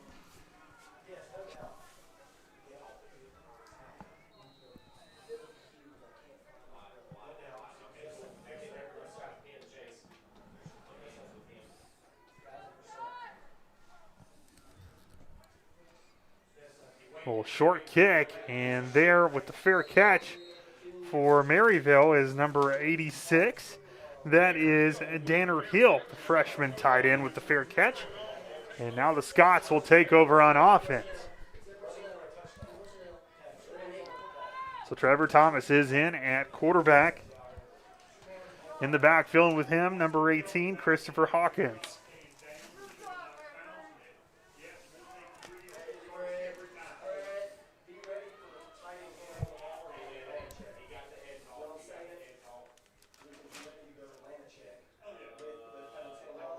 And off to Hawkins. Hawkins bounces to the outside. Good run by Hawkins right there. He ate this. Isaiah Sharper was able to run him out of bounds, but not before getting the first down. So good first play there for Maryville. A good start to build a little bit of momentum here coming downhill towards that end zone. Well, and as we talked about, just trying to balance some things offensively. I've gone to the air a lot. But you have some really talented young running backs here. Continue to use them as they'll do right here. They'll get it to Hawkins. Hawkins again with another nice gain, a gain of 8. It'll be 2nd and 2. Again, Isaiah Sharper was a defender on that play. Was able to bring him down. Sharper, a sophomore cornerback out of Charlotte, North Carolina.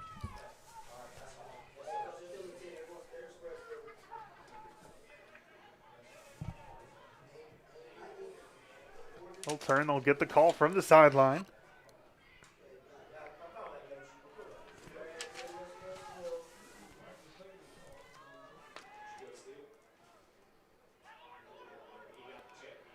Thomas gets the snap, fakes the handoff, looks down the field. He's going to throw it deep. He's got a man. And unable to come down with it is number 1, TJ Coleman. And good defense by number 19, Isaiah Sharper, able to get back in the picture of that play and help break things up, keeping the ball away from Coleman. Maryville tried to go for a shot there, unsuccessful. Set 3rd and 2 now. And Scott, I think this is a play now where you look at them probably giving the ball back to Hawkins and seeing if he can pick up a few.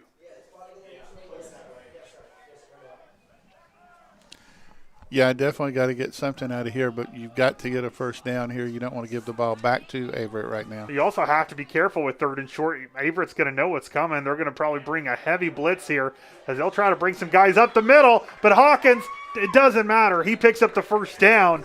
Good play by that young man as he's able to squeeze his way through the tackles, cut out for a couple more.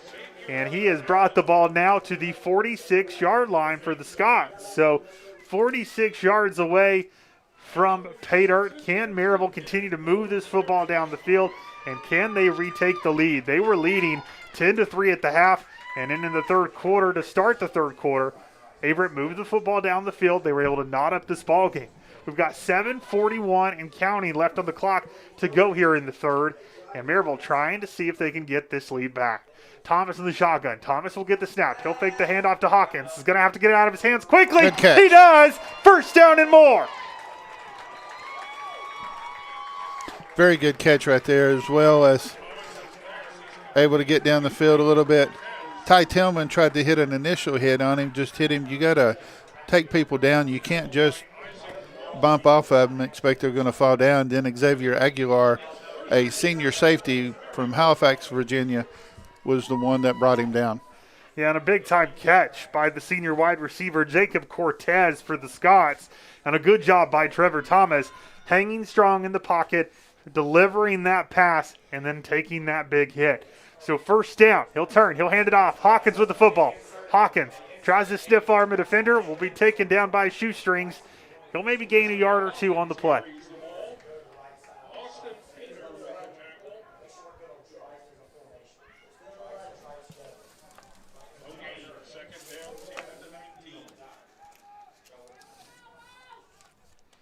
Yeah, he is watching Elijah Baldridge also come off the field for the Scots. Looked like a little bit of a stinger in the shoulder there. Yeah, Scott, and a lot of young players on this offensive line. As Thomas goes, he's going to throw to the corner of the end zone. Going up and batting it away is number 6 of Averett. That was Terrell England. Good play by that young man as they were trying to put it up in the corner for Hunter Burke of Maryville. And it'll fall incomplete. So it's now going to be third and 10 for Maryville. Yeah, and that's a defensive back's dream right there, seeing a ball floating up there just a little longer than it should. Just not able to come down with it, but good play on his part as well. But definitely helped Maryville because that very well could have been intercepted. We'll see if Maryville can get four more yards. If not a first down, a little bit closer and maybe give their kicker an opportunity. As they'll turn, screen play. They'll get it complete. He'll break one, he'll break another, and then he'll be taken down, and he's going to be awfully close, I think, to that first down marker. Let's see where they spot him at. Scott is a good completion to number 1 of Maryville, TJ Coleman. Yeah, little shoestring tackle there by Isaac Mosby as he just kind of reached out and flipped him on the foot just a little bit. Looks like they're going to be about 2 to 3 yards short, though. So 2 yards short, and they're going to send out the kicking unit. So there to make the extra point will be number 93, Trey Hampton. Big-time kick here for this young man. Snap's good. Kick is up. And it's good. So your score, Scott, with 5:30 left to go in the third quarter. So 5:30 left to go in the third. Maryville 13, Averett 10.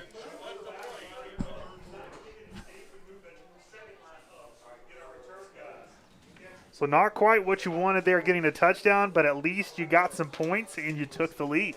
Exactly. Try to get the momentum back in your side, which hopefully is what Maryville just did. But we'll have to tell you this, Heath, from our angle right here, that's 2 kicks. I thought both were missed. Just a little left, but yeah, it's hard to see from over here, that angle, and it certainly did look like the ball was kicked wide left, but we thought the same thing earlier with Averett's kick. So both ended up going through the uprights, and now it is a 13-10 ball game. And you have to be pleased, though, Scott. Your offense got some things going again.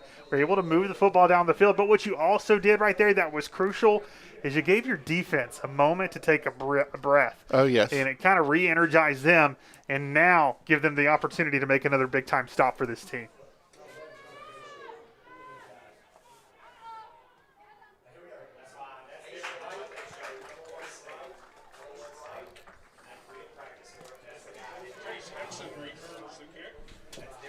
Yeah, good run by Chase Nixon there as Cody Estep, and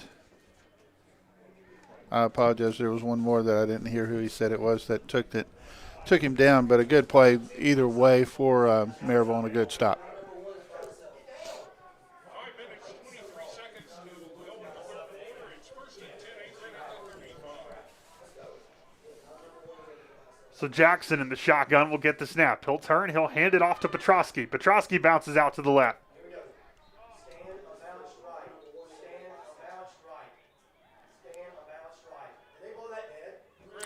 Heath, it looks like another player's on the near the sideline for the Cougars as well, appears to be injured. Another injury on the field. They're going to attend to him over near the sideline. And so while they attend to him, we'll take a break. Your score with 5:04 left to go in the third. Maryville 13, Averett 10. You're listening to the Scots Broadcasting Network.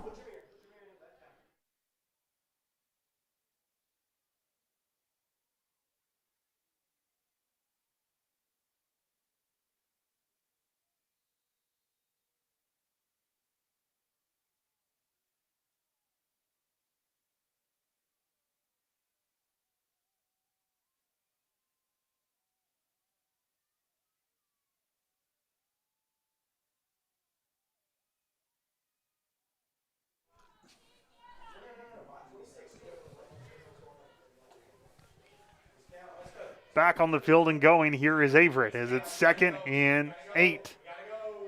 Gets the snap. He'll hand it off to Petrosky. Petrosky up the middle. Breaks one, loses the football, and it's recovered by the Scots.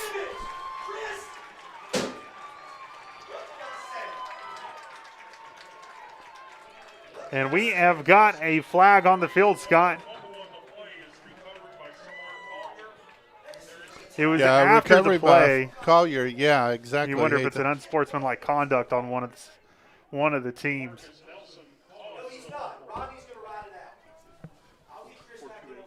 Yeah, Marcus Nelson caused the fumble. Collier was able to recover it.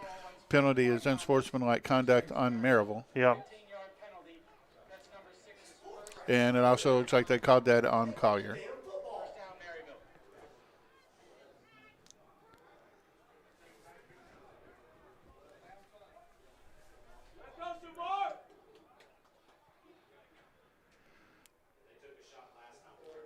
So that unsportsmanlike conduct penalty on the defense of Maryville will cost them 15 and move them backwards.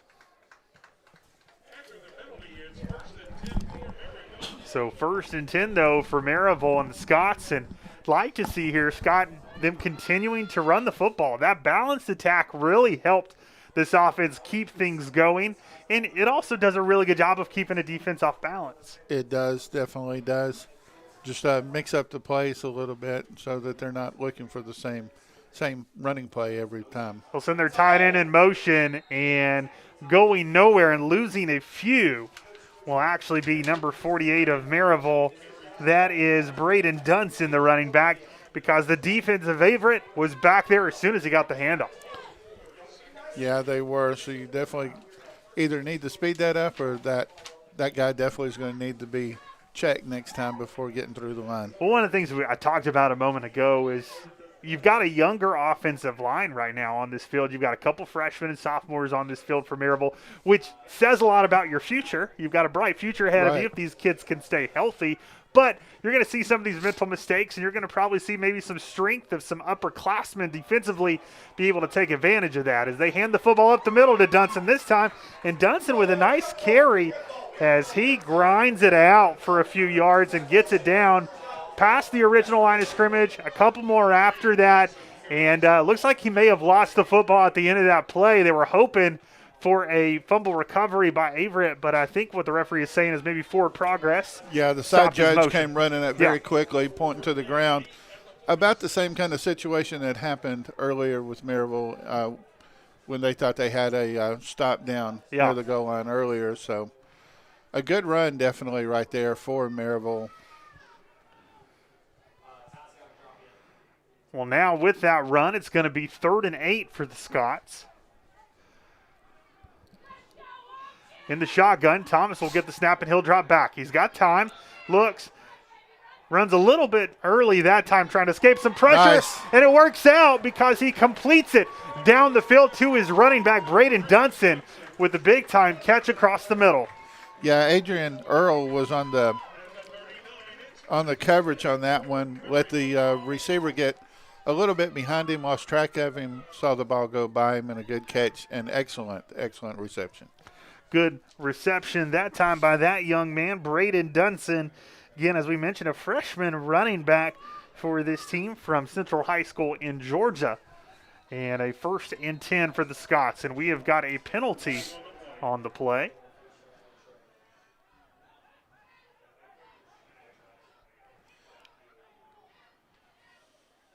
Prior to the snap, ball start, offense number 64. 5-yard penalty, first down.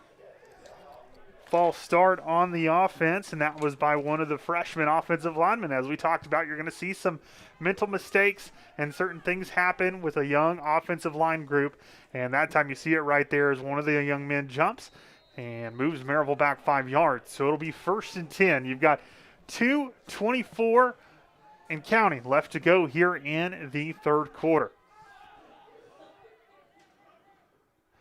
2 receivers to the left, a tight end split out to the left. He's now going to move in motion to the right, to the single side of the field. And Thomas will fake the handoff. He'll throw it down the field. And turning back towards the football and trying to come away with it was number 7, Michael Santos. Unable to do so, and it'll be 2nd and 15. Yeah, he had Terrell England on the coverage right there for the Cougars. A little bumping going on there, but not enough that the referee felt would have interfered with his opportunity to make the catch.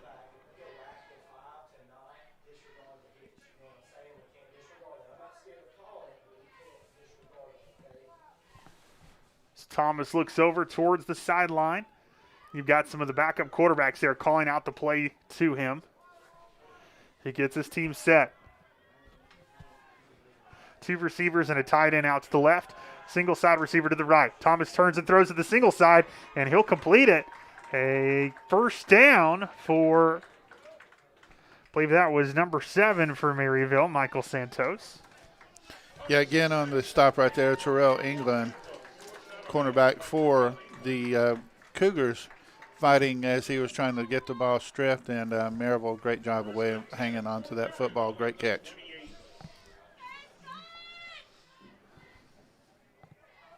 So 1st and 10 for the Scots. Ball now at the 28-yard line. And we're now at 1:30 left to go here in the third quarter. Can Maryville put some more points on the board? If you get a touchdown, you make it a 2-possession game. Thomas turns and he'll throw it down the field. He throws it to Burke. Is it caught? Yes. Yes, it is. And he found himself in the end zone for a touchdown for the Scots. Big time throw and an even better catch by Hunter Burke.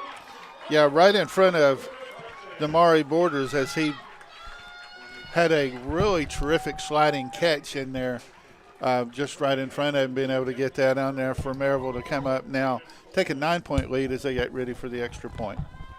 Yeah, threading the needle that time, but it was Thomas. But Scott, even better, just patience and vision by Burke, being able to see that ball in between 2 defenders somehow fall right into his hands, him slide into the end zone, and with the extra point now good as well, your score, Maryville 20, Averett 10. And we've got an injury on the extra point. It looks like one of the offensive linemen is down, so they'll attend to them.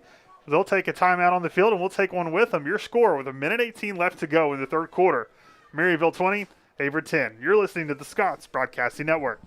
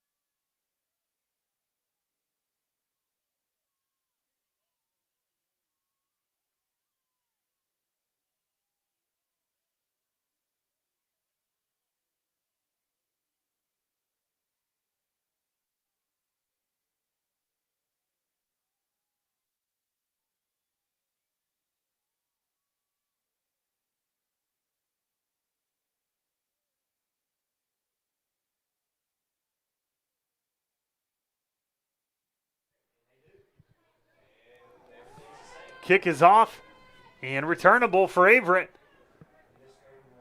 It's Nixon with the return, and Nixon will get it past the 15 and a couple more after that. And the Cougars will now take over on offense.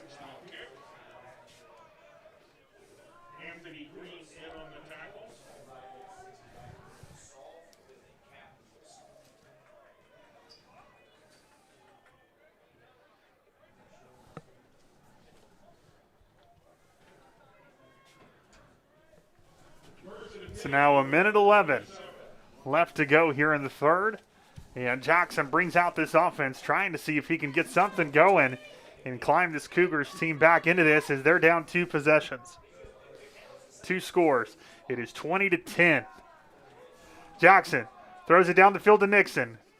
And good defense by number 6 of Maryville. Yeah, it was a good defensive play right there. Smart Collier guarding Mosby on the pass from Jackson. Now making it 2nd down and 10 with 1:06 left in the third quarter as the Cougars are coming back to the line. I understand. Totally fine. Thank you, sir.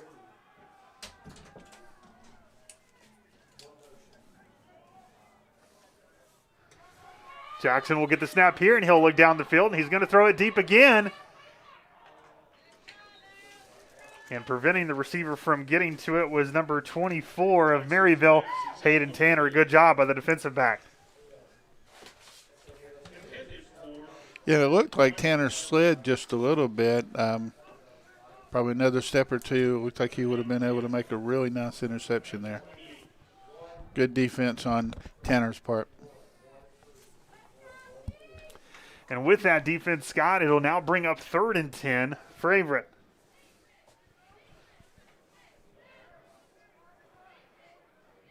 This would be a great time to get a 3 and out, basically, right here for Maryville. Great time for a big-time sack. As they'll bring some pressure. He'll get it out of his hands and broke it up. Nice hit. And guess who was there to break it up? One of the leaders of this defense, Grant Agnew, who comes in and strips it away from Dante Lambright from coming down and away with the reception. And it's going to be 4th and 10, and now Averett is forced to punt. And Maryville getting set up for their punt return, and back to receive for the Scots, number 8.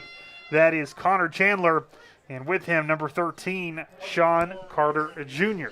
Yeah, you could say, Heath, on that pass was broken up by Western Division first-teamer Grant Agnew. Well, he wasn't named first team for nothing as a big-time play by the defensive back there. And now with Averett punting this thing away to Maryville, under a minute left to go in the third quarter. Chandler's going to let it get out of the way, and he's going to let it take a roll. It'll take a Cougar roll, past the 35 to the 34 to the 33, and that is where they will down it, and Maryville will now take over on offense. And Scott, if you're Maryville, still trying to see if you can extend this a little bit, but again, continuing to balance it with the passing and running the football with 44 seconds left to go in the third to try to continue to run this clock. Oh, yes. Yes, you want to keep the clock running, but you also, like you said, extend the lead because Averett does have a really good offense, as they showed in the 2-minute drill right before the end of the first half. So, they can score quickly as well. So, Maryville wants to extend this lead. Good quarterback and a lot of great skills players. And they'll run the football up the middle to Hawkins. This time goes the Scots of Maryville College. And Hawkins will gain a few. And I would say, Scott, one of the turning points in this ball game, just from my opinion, was the injury of Jaleel Webster. Kid, a lot of speed. He was really tough to bring down. And losing a player like that in the backfield really kind of slowed the offense up a little bit. Yeah, just a little bit, though. But I do believe that they've been running pretty well, too, behind Petrosky's played well for certain. He certainly filled in the role nicely, but yeah, losing a player like Webster certainly hurts, as Thomas will go deep this time and just a little bit too far ahead of the sophomore Connor Chandler, and it'll fall incomplete. But we have got a flag in the backfield, and it may be a hold on the offensive line because it's around that area. Yeah, Heath, and I keep watching number 65 for Maryville. That is Elijah Baldridge. kind of pointing at his chest like, this one's on me. Well, Scott, not only will we'll get the penalty call in just a moment, but after that, we'll probably be pretty close to closing out the third quarter. So they're going to turn. They're going to talk some things over. Offense, number 61. Yeah. 10-yard penalty. Replay, second down. It will be holding on the offense. And they're going to give that one to 61. That's Dylan Rosenstein, a junior offensive lineman, 5'10", 225, or 255 out of Dunwoody, Georgia, Dunwoody High School. Second down, 16 from the 27 after the penalty. So 2nd and 16.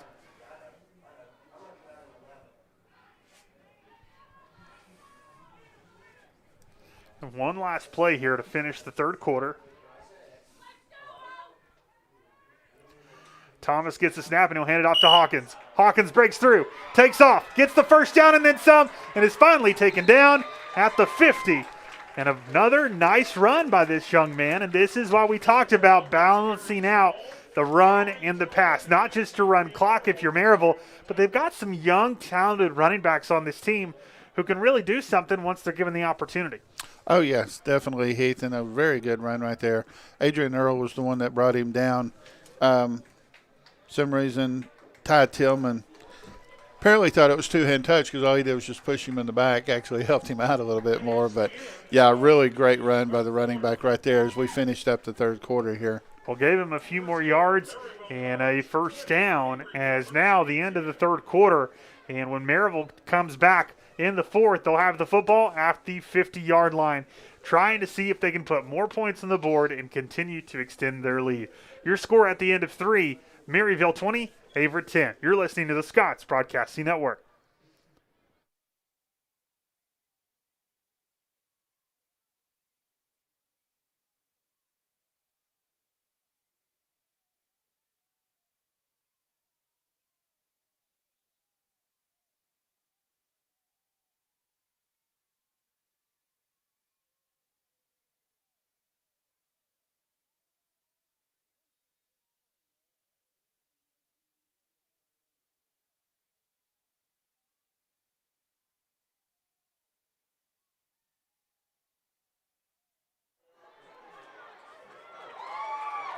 Nice play this time is running down the field for Maryville, number 13, Sean Carter Jr. after the completion from Thomas. And, man, he is fast, Scott. That's his second reception of the day.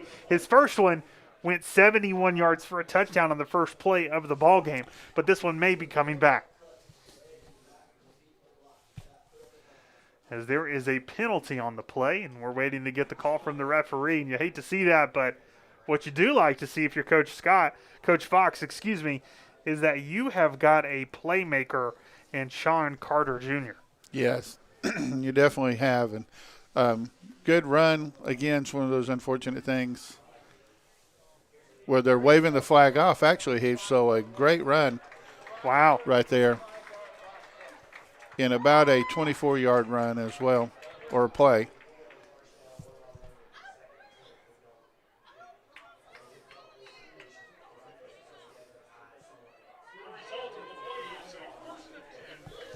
So nothing else, a good 1st and 10 for Maryville as they continue to drive down into Averett territory.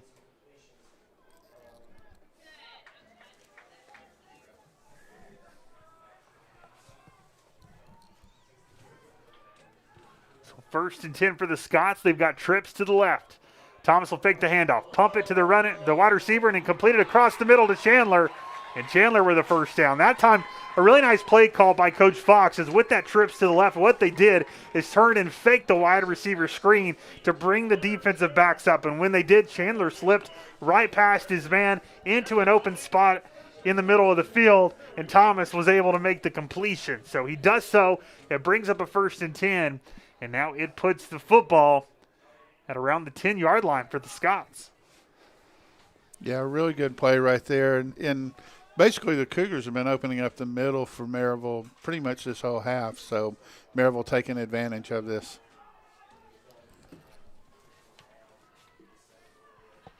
Snap, handoff. They'll give it to Childress. Childress up the middle.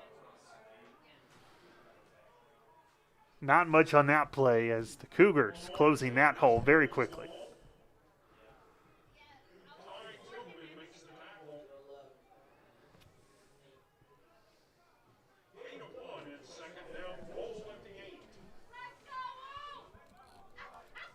A second down with about 13:30 left in the fourth quarter, so Maryville will continue to keep the clock running as well. Childress in the backfield with Thomas.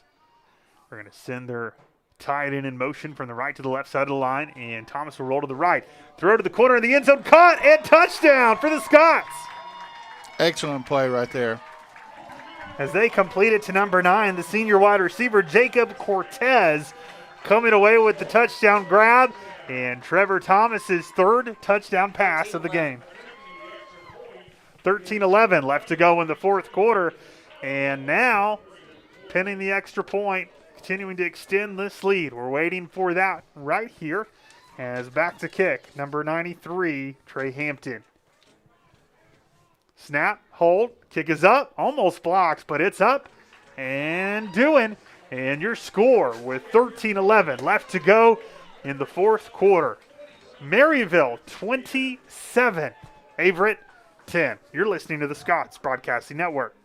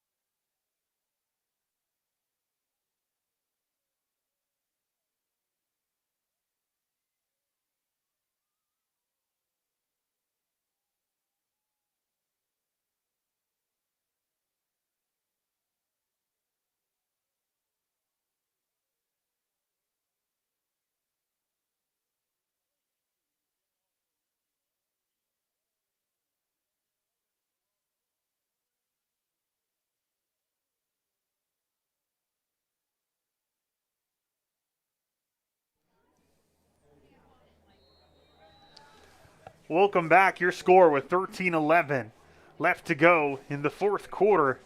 And of this ball game, Maryville leads 27-10 over Averett. As they will kick it short. And it looks like one of the tight ends or offensive linemen on this kickoff return team wanted an opportunity to catch a pass, and he catches the kickoff return that time and runs Wesley out of Parker bounds. right there, tight end for them. Guess didn't realize where he was at on the field. Also didn't realize the ball was going right to a skills player who had an opportunity to catch it with 13:08 left to go in the fourth. Averett now going to try to get some things going offensively and just kind of sputtering the last few possessions, but they've got so many talented players on that side of the ball. Some really good skill players for Averett. Quarterback Jackson is also a very talented young man with a really strong arm, as he'll send a man in motion and send him right back out, and he'll turn and fire it quickly. He'll complete it, this time to Grice. Grice up the middle to the 35, down at the 36, and it'll be first down for the Cougars. But, Scott, while they're getting reset, one of the things to talk about, and you and I were talking about it on the break, is if you're Coach Fox, you just took over this program for Maryville College over the past few months, trying to really implement your offense, turn things around. You're a coach who likes to score points. You know, you were an offensive coordinator previously. You used to be a quarterback at Daniel Boone High School in Tennessee.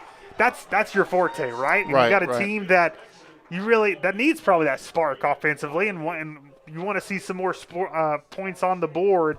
You have to be pleased with the way you're finishing up spring ball. This is a team that early on in their first couple of games, they scored 13 points in their first game, 16 points in their second game, 13 points in their second game, and only 3 last game. You've got 27 today. Right, and you look, too, at also the fact, too, that last week you kind of get that a little asterisk right there. They was playing in a downpour basically most of that game, so that game was a little bit harder to play. But here you got a beautiful day, great weather for a really good game, and that's what you're getting, a really good game. Well, and seeing what you can do offensively, especially with not even, I would say, your full starting team, because you've been rotating players to give other kids opportunities. You're seeing now what you can do with this team, what you've got in this team. But what you're also doing is you're taking some momentum into the offseason and able to talk to your team and say, hey, listen, this is possible. see what we put together as we've started to learn over the last few weeks, and look what can happen when we come together and really play some football. So a lot of excitement for this Maryville College program going into the offseason. As Jackson will drop back, and he'll throw a bomb and tries to get it down to number 88 of Averett. Yeah, Chase Nixon right there. Yeah, Nixon. He threw it well over his head, but getting back to what you were talking about just a second ago, Heath, too, you know, not only taking the momentum as you head into getting ready for summer and fall and for next season, but you also bring in excitement to the players as they see what their potential is. Absolutely. So a lot of things to look forward to going into summertime for this football program, and you also will infuse this team with a few more freshmen coming in the offseason as well. So more pieces to add to this football team if you're Coach Fox, as Averett forced to punt, and Chandler there for the fair catch.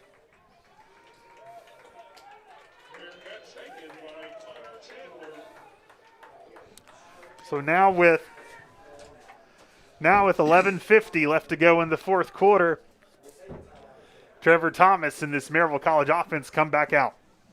Yeah, Heath, one thing I just kind of bring up a little bit just watching, I've seen this happen quite a few times during the game, of opponents helping the other opponent up, patting them on the helmet, stuff like that. Last week, a lot of chippiness, you know, but this one has looked, you know, really impressive to watch both teams. Yeah, great sportsmanship between these two teams as they'll hand it off to Braden Dunson up the middle.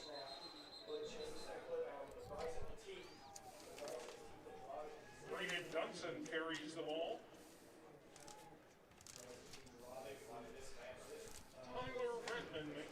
No gain on the play. It'll be 2nd and 10 for Maryville College, and Dunson will remain in the backfield with Trevor Thomas. At tight end, number 86, Tanner Hill. You've got Hunter Burke and Jacob Cortez to the left of the wide receiver, and to the right of the formation, number 1, TJ Coleman. Thomas gets the snap, and he'll drop back, pump fake, then fire it. He'll complete it to number 86, the tight end, Tanner Hill. A good tackle there as well, being right there with him is Tyler Redmond for Averett. Speaking of Averett as well, something not sure that you were aware of either, Heath, but not next season, but the 22-23 season, Averett will be leaving USA South Athletic Conference and joining the Old Dominion Athletic Conference. Oh, wow. So we'll see if the USA South is going to find someone to replace them or if they will just continue on without. We'll see in the next few years as they'll turn and hand it off to Dunson. Dunson to the left. Tries to get the wheels churning and not much doing there. He may have gained 1. It's going to be 4th and 3, and so now Maryville will be forced to punt.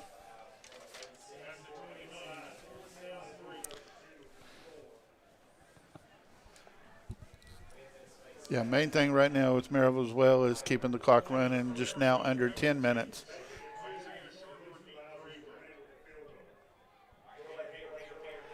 Short punt. And it'll go out of bounds at the 47. And that is where Averett will take over on offense.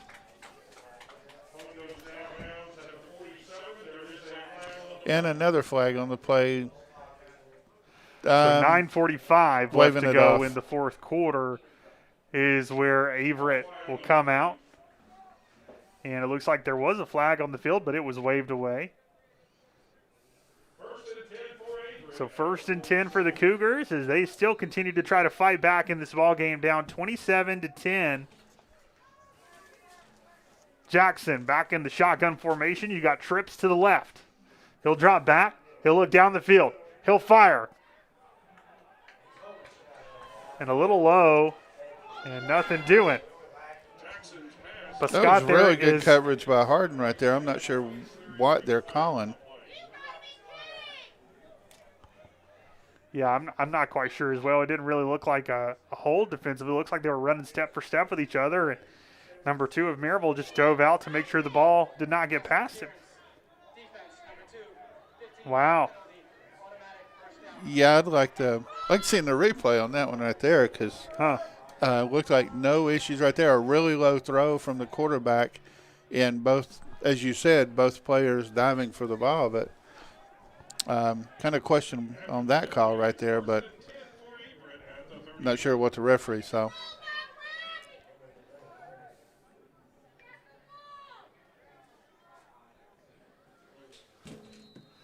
Yeah, questionable call, but gives Averett new life, and they'll move down the field, and they'll fire it again. And this time they complete it to Nixon. Nixon with a first down and some more. Yeah, Collier on the tackle as well for Maryville with that one. But looks like Averett getting a little closer to the goal line here. They certainly are. Ball at the 11, and Nixon will drop back, or excuse me, Jackson will drop back and fire it Nixon's way again. And Collier tries to break it up, but Nixon just too strong. He'll make the catch. And Scott, it looks like he got the touchdown. Yeah, it looks like he was just inside the goal line. Well, no. Take that back. Looks like he's about half the yard. No, a little confusion. Oh, no. I didn't see them throw up the touchdown signal, but I saw some of the players celebrating, and, yeah, it did look like the yard marker was maybe going close. But 9:15 left to go in the fourth quarter, and the extra point is up. The extra point is doing. So now your score, Maryville 27, Averett 17. So this game is far from over. You've got 9:15 left to go, and the Cougars fighting back, trying to claw their way back into this one. And now Maryville is going to have to see if they can respond offensively or if they can try to run a lot more of this clock out to make it harder, as it is still a two-possession game. Yeah, that part's a good thing. Still two-possession game right there. Wasn't real sure on that touchdown at first because I thought he did, and then I saw the guy with the yard marker take off running down towards the 1 or 2 yard line, and was kind of wondering, well, maybe did I say something different? Maybe it stepped out of bounds or something. Yeah, it took us a minute, but we got there. 27-17. And Averett getting ready to kick things off.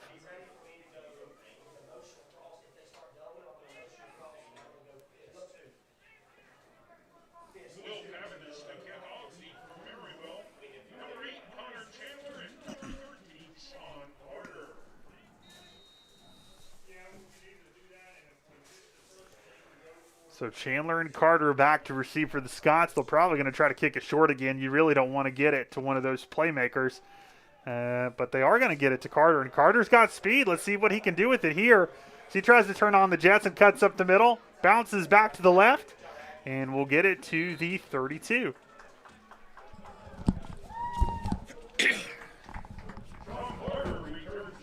So 9:07 left to go in the fourth quarter.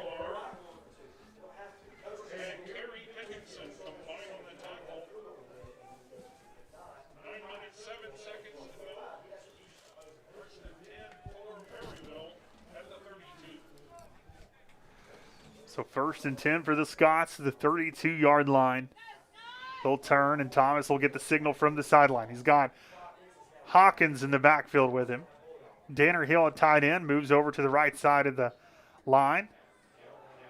They'll hand it off to Hawkins. Hawkins breaks one, spins off another, and finally gets taken down after a gain of 2. Good hard run by Hawkins right there. As he took several of the Cougars with him right there. Making the tackle for the Cougars was Javon Lofton.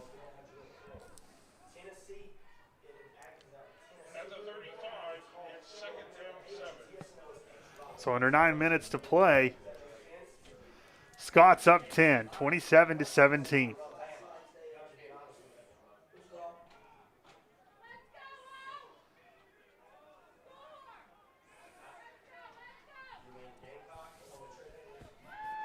Get the snap, and they'll hand it off to Hawkins. Hawkins to the left side. Bounces outside. He'll take 1 or 2 with him. He'll get another 2 yards on the carry. That'll be 3rd down. Again, it looks like Lofton on the tackle as well for that one. They're keeping him busy today. Clock continuing to run, under 8 minutes to go in this ball game. And Hawkins has had a pretty good game. They've also spelled him some with Childress, who's played well. Dunson has played well also when his number has been called. But Hawkins has really stood out as one of the premier backs on this team so far over the last few games. As Thomas will roll out, he'll turn, he'll complete it to Hunter Burke for the first down. Good catch by Burke right there. Able to get that to the sideline quickly, outrace the defender, and then step out of bounds. Yeah, just kind of a quick out route that time. A little short nickel and dime there in the last few plays for Maryville just to try to get another first down, and they do, which will continue to help this clock churn away.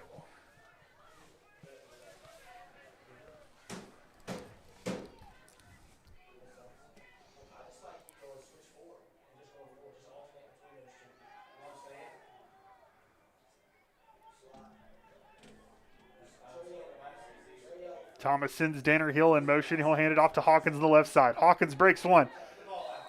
Churns for another yard. He'll gain 2 on the play. It'll be 2nd and 8. Christopher Hawkins carries the ball. Adrian Earl and Jonathan Terrell. Yeah, Adrian Earl and Jonathan Terrell on the tackle there, both hanging on as hard as they can, keep Hawkins from getting two or at least too many more yardage out of that play.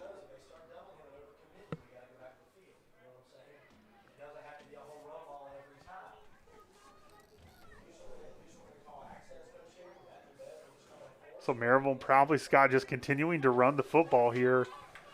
Try to turn this clock away as we are now 15 seconds away from 6 minutes left to go in this ball game. And off to Hawkins. Hawkins right there met defensively as the defensive lineman pushed the lineman back into the running back and is able to shed it away and bring him down for the tackle. And Hawkins is hurt as he's getting up very gingerly. He's going to ask for a took a really hard shot. We also have a flag down on the far end as well.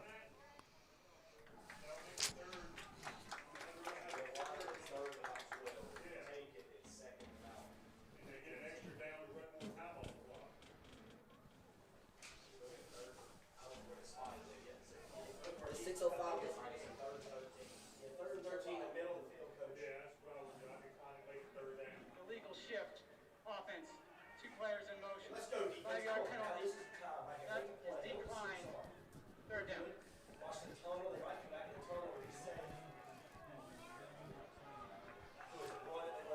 So the legal shift by the offense, but Averett plays it smart here and declines it.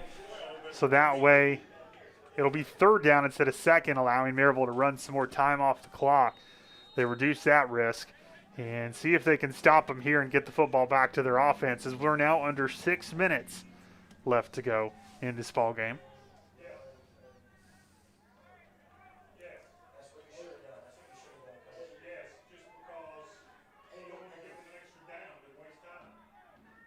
Gets the snap and he drops back. Looks down the field and fires. It has a man, but just throws it short as he had number 7, Michael Santos, wide open, Scott, and just underthrew him.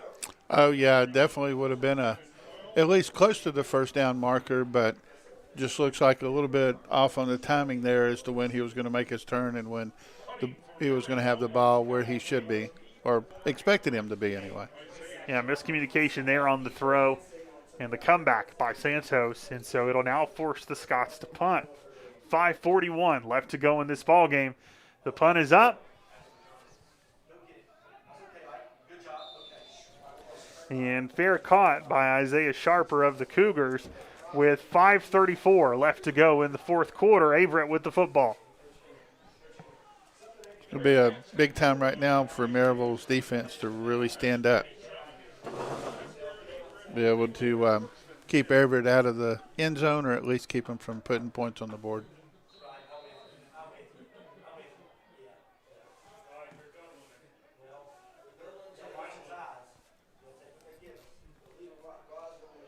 So Jackson will get the snap, and he'll drop back. Tries to escape one, he does, but he's going to have to try to take off with it, and he is brought down. Good defense by Bo Herring, Scott, getting in the backfield quickly and causing Jackson to have to run with it. Yeah, definitely made him have to work a little bit, try to escape from that. Taylor Thomas, though, able to clean it up for him and bring him down. It's like about a 1-yard loss. Jackson gets the snap. He'll turn and he'll fire. Oh, nice. Broken up by number 2 of the Scots, Caden Harbin. Yeah, good timing on Harbin's part right there as he saw him rear back the throw, and then as he was coming up to release, just jumped up and was able to knock the ball down.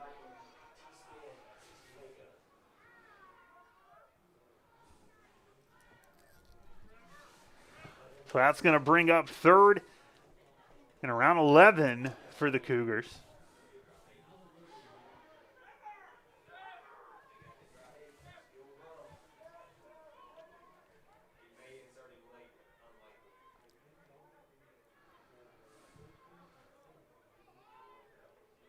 Gets the snap and Jackson drops back. Fires across the middle. Complete. And completes it to number 2, Deontay Lambright. Good defense by Caden Hardin as well. Being right there with the receiver when he did make the catch, bring him down. Keeps the clock running as well. At the 39, it's 1st and 10 for Averett.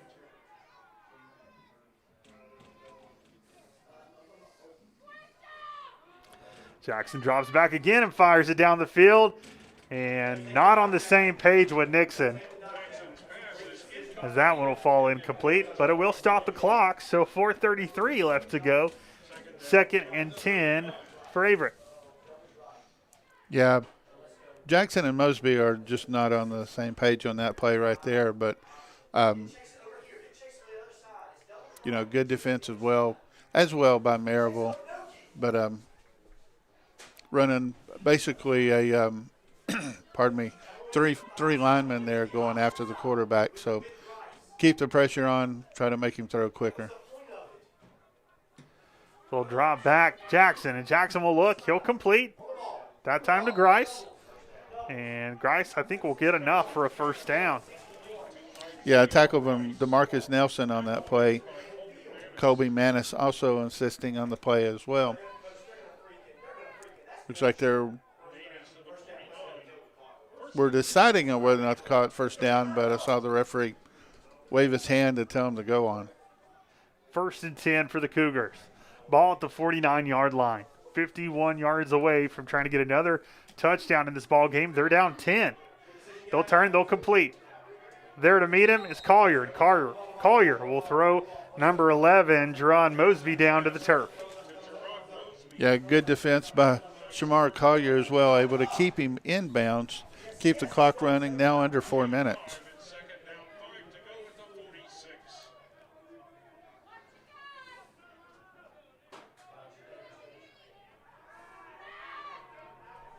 Jackson just has to get rid of that one as Herring was coming down towards him hard. So he had to get rid of that one before Herring came down with sack.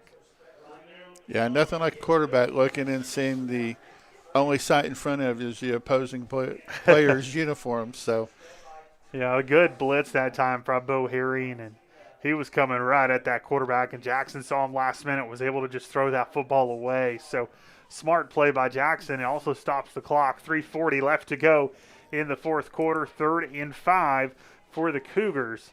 As you've got trips to the right, but they're going to send one of those men in motion. That's Grice. He's not going to come over to the left side. Jackson turns and fires it quickly. Complete. Complete to number 2, Deontay Lambright. And Lambright with a 1st down. Yeah, and he was like kneeling on the ground when he caught that, so he definitely wouldn't go anywhere.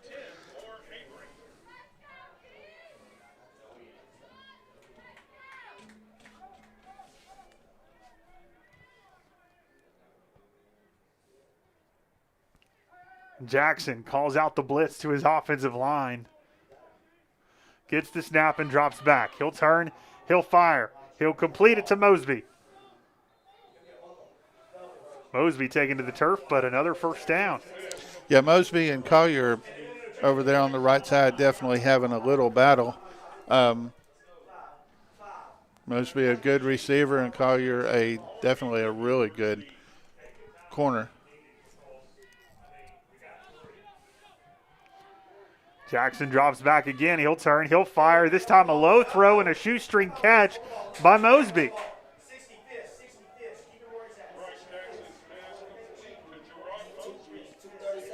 Yeah, looks like they're going to give it to him.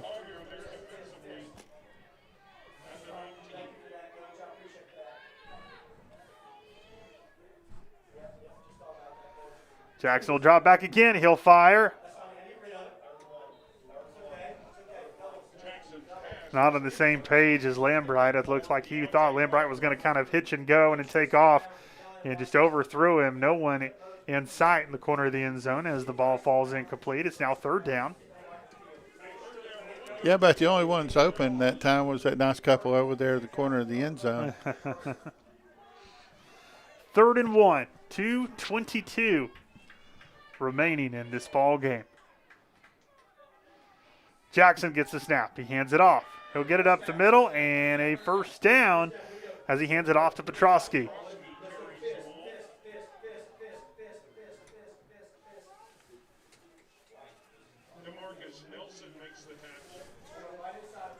Yeah, good stop by DeMarcus Nelson there. A little shoestring tackle to at least bring him down. Jackson drops back. Fires to the end zone. Up and just out of the hands of Grice. As Grice back shoulder throw by Jackson, and Grice spun around and it just went through his hands. Good defensive play as well from Collier. Also, Collier, a West Division first team player as well. And it shows he's a really fine cornerback. It certainly makes things tough on an opposing wide receiver, as it is now 2nd down with 2:02 left to go in this game. Jackson gets it off and he'll fire it. Up and touchdown by number 11, Jerron Mosby. Yeah, it's like TJ Coleman, or not TJ Coleman, Braden Cloyd tried to catch the ball with him, and just strength is the one that ended up winning there. Certainly did, as Mosby able to come away with it. And Averett continuing to battle back into this ball game, and it is still not over as they are waiting the extra point. Snap is down, the kick is up, and it is good. Your score with 1:56 left to go in the 4th quarter. Maryville 27, Averett 24. Can the Scots get the football back here, and can they finish this ball game? It's going to be a test, and we'll find out more in just a moment. You're listening to the Scots Broadcasting Network.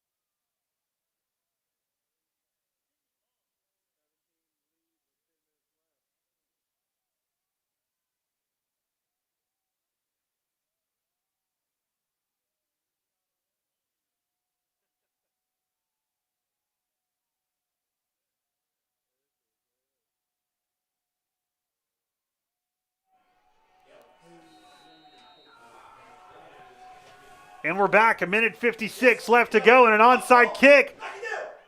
Maryville is able to hold on to it. Good kick by Will Cavanis there for Averett. Got a couple of good bounces. Looked like Maryville was deciding whether or not to catch it or not. And then luckily they did. Yeah, Bo Herring comes away with it, and he took a shot at the end as he's kind of gingerly making his way to the sideline. But a big-time play by that senior linebacker, really finishing his career hopefully with a W with 1:55 left to go in the 4th quarter. Can the Scots finish this one out? See if this offense can run enough clock. Averett's got, I believe, all 3 of their timeouts. They'll turn, they'll hand it off to Childress. Childress up the middle.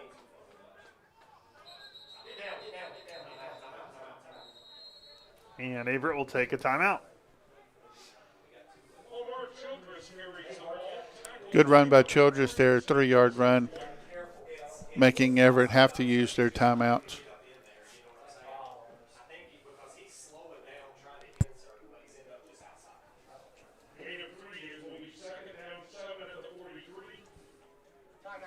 So a minute 49 left to go here. As both teams will talk things over.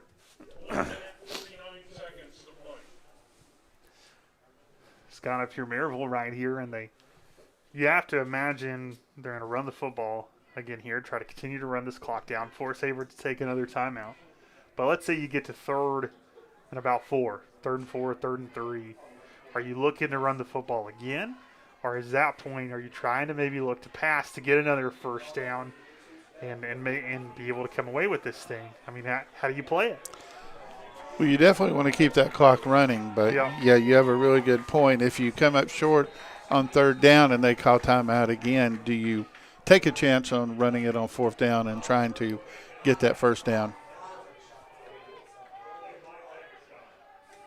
Look at the snap. They'll hand it to Childress. Childress breaks one. He breaks another. And he's not going to get the first, but he got awfully close. 5 yards at least out of that one right there, making it 3rd and 2. Really good run from Childress right there, making Aguilar have to make the tackle, but definitely making, if nothing else, Averett use another timeout. So 3rd down with a minute 43 left to go in this one. So now here's that 3rd and short we were talking about. You got a couple away from that first down marker. Do you hand it off to Childress up the middle? Do you look to pass and try to get the first down and finish this one out? Or do you maybe try to draw something up here? Maybe some kind of trick play, maybe a jet sweep to a player like a number 13, I believe we mentioned a minute ago, Sean Carter Jr., probably one of the fastest kids on this field right now, that has had 2 big-time plays for the Scots and has got a lot of speed. You know, maybe sending him in motion and trying to hand it off to him. We'll see what they do. Or maybe they even try to get Averett to jump. They'll hand it off to Childress. Childress up the middle, and he is stopped. Yeah, nothing at all right there for him. They were basically lined up for the run, expecting that's what Maryville was going to do. And then looks like they got their final timeout called as well. Yeah, I mean, that's the one thing, though, is when you got a 3rd and short, you have to imagine in this kind of situation, they would be expecting that run up the middle. So you almost want to see something maybe like trying to get the team to jump. Like the jet sweep or something. Well, the jet sweep or trying to get them to jump, trying to change it, put it on 2, see if you can get that defense because of all that energy and excitement to jump and enforce the first down and allow you to finish this one out. But they try to run it there to Childress. Childress does all he can, but that defense just holds him up. So it's going to be 4th and about 3. Scots are going to look to punt here, try to pin them deep, and then see if their defense can make one last stand to close this one out with a victory. Yeah, this definitely a very important play, whether it's a run from Maryville or a punt. Looks like it will be a punt as they're in punt formation here, but you never know. Sometimes people pull little tricks out the hat, Snaps back. He'll get it off.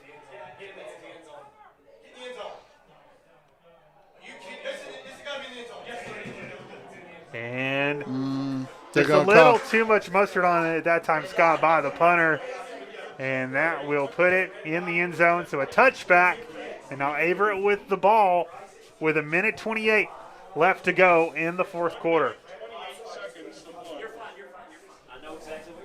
So a minute 28 left, 80 yards to go. You're dealing with a very talented quarterback and offense here in Averett.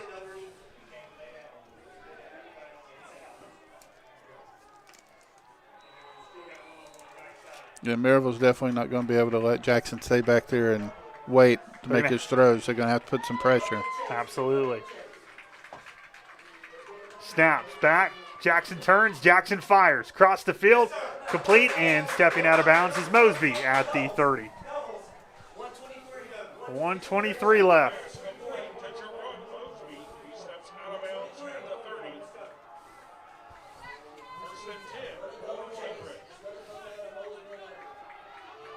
Yeah, Two Nixon and receivers. Mosby, you got to watch. I'm sorry. No, you're totally fine. Two receivers to the right, two to the left. Running back in the backfield, it looks like it's Petrosky back there with Jackson. Jackson quickly unloads. It bounces off the turf, incomplete. So second down, took 3 seconds off the clock, a minute 20. 2nd and 10. Scott, do you look at a play here where maybe you surprise them and bring Bo Herring up to blitz? Because right now they're only rushing 3. Yeah, put some kind of pressure on him right now. Looks like they're trying to play kind of more of a prevent to try to keep everything in front of them. As Jackson drops back and Hardman comes, that time they'll complete it to Mosby. Mosby taken down at the 44-yard line. But inbounds, so that's a plus. Inbounds, first down, and we've got a minute 10 left to go and counting off the clock. Averett a field goal away from tying this ball game, and Jackson has to get it out of his hands quickly. He completes it to Grice, and Grice is brought down, but inbounds by Grant Agnew. It was like around the 37, 30, or 48-yard line. 50 seconds left and counting. Ball at the 48. Jackson drops back. Here comes pressure. Jackson throws it up. Incomplete. And Collier is down.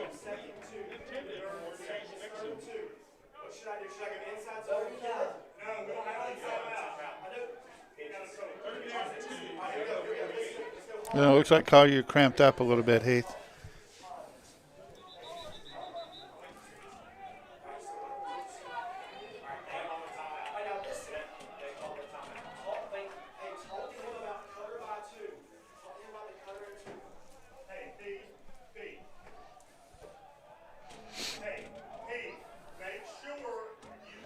So a timeout on the field as they're going to attend to Collier.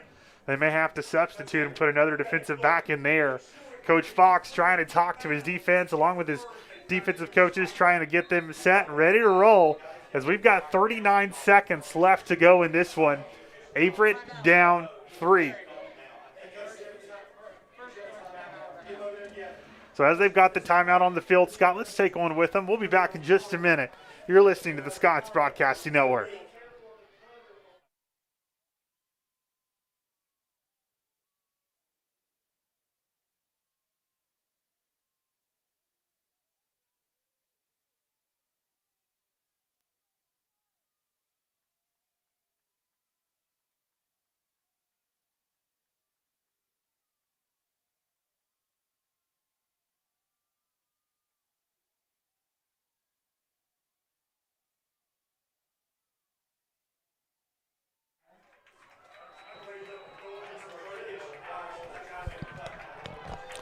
Third and 2. Teams on the field again. 39 seconds left to go. Jackson turns, gets it out of his hands quickly, and incomplete. A little high that time for Nixon, and as soon as he was trying to catch it, he's losing the handle, and also coming in to knock it and jar it loose is Collier, who's back in the game.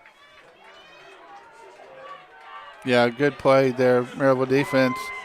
Kept watching from where we're sitting, at least here, looking at the receiver over on Nixon there. Looked like he had lined up about a yard ahead, but the referees were not calling it.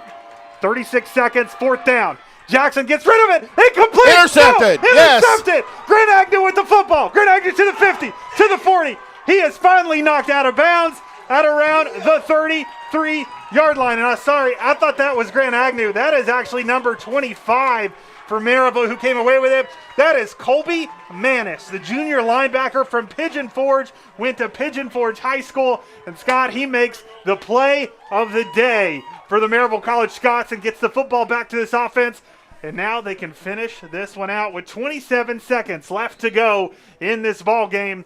They're a victory formation down away from calling this one a game. What a play by the junior linebacker. Oh, yeah, definitely. That's where those tip drills come in handy. So, good concentration. Saw the ball come back up in the air off the receiver, able to catch it, take it down the field, and definitely, and barring anything weird happening, securing a victory for Maryville. Absolutely. Jackson and that offense for Averett were just clicking, moving down the field, and they were able to tip that last one away on a big fourth down play, and then Manis with a big-time interception gets it back for the Scots.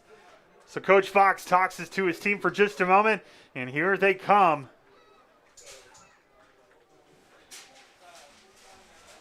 Taking a knee in just a moment, Scott. If they can finish this one as they look to do right now, that'll even out their spring record and finish the spring season at 2-2.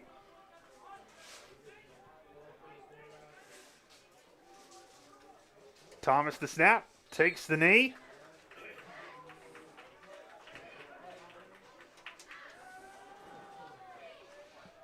Referee's going to let him keep the ball. Just keep the spot mark, knowing as the clock runs down now at 10.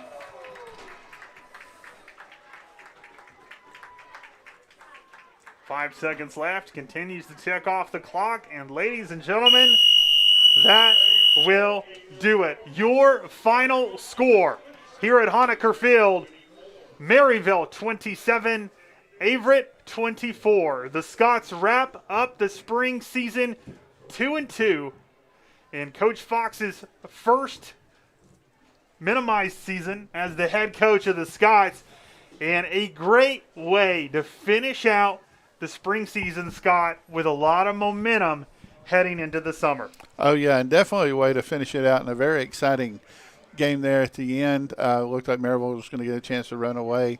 But like you said, a victory, that's momentum coming into next season, excitement for the kids, especially watching what we saw here at the end, whether defense or offense. Really excited to see what, we're going to come out with in the fall. So great game, both teams. Way to go, Maryville again. Good effort on Averett's part as well. So, way to go, Scots. Way to go, Scots, indeed. And you saw a lot from this team this spring season that if you're a Maryville College Scots football fan, you're excited about going into the fall. You only lose 3 seniors. Granted, you lose some 3 talented seniors, but you got more of them coming back next season with the opportunity to play more due to COVID. You got the juniors coming back. Now, you've not only got the rest of this freshman and sophomore class, which looks to be pretty impressive. As we mentioned, a lot of young offensive line talent. You've also got a few more freshmen on their way as they're in high school right now, wrapping things up. So this roster is far from being complete, and you've got an opportunity throughout this last 4 games to rotate some players in and out, see what everyone on the team can do. So there's a lot of pieces that will really be put into place when the fall season comes, but certainly a lot to be excited about. It was an absolute pleasure to be able to bring 2 football games to you here at Honaker Field for Scott Dunkel and myself. Was hoping to be able to do it a little bit sooner. Oh, yes. But, COVID unfortunately changed a little bit of that, but we were still able to get 2 home games in. The fans certainly saw some great ball games here at Maryville College. And for those of you at home, we hope you enjoyed the broadcasts as well. It has been a pleasure, and we're certainly excited for the fall season as it cannot come soon enough. But congratulations to Coach Fox and the Maryville College football team on a great victory to finish spring ball today. Your final score, Maryville College 27, Averett 24. I'm Heath Dunkel alongside Scott Dunkel, and until next time, so long, good night, and yes, that just happened.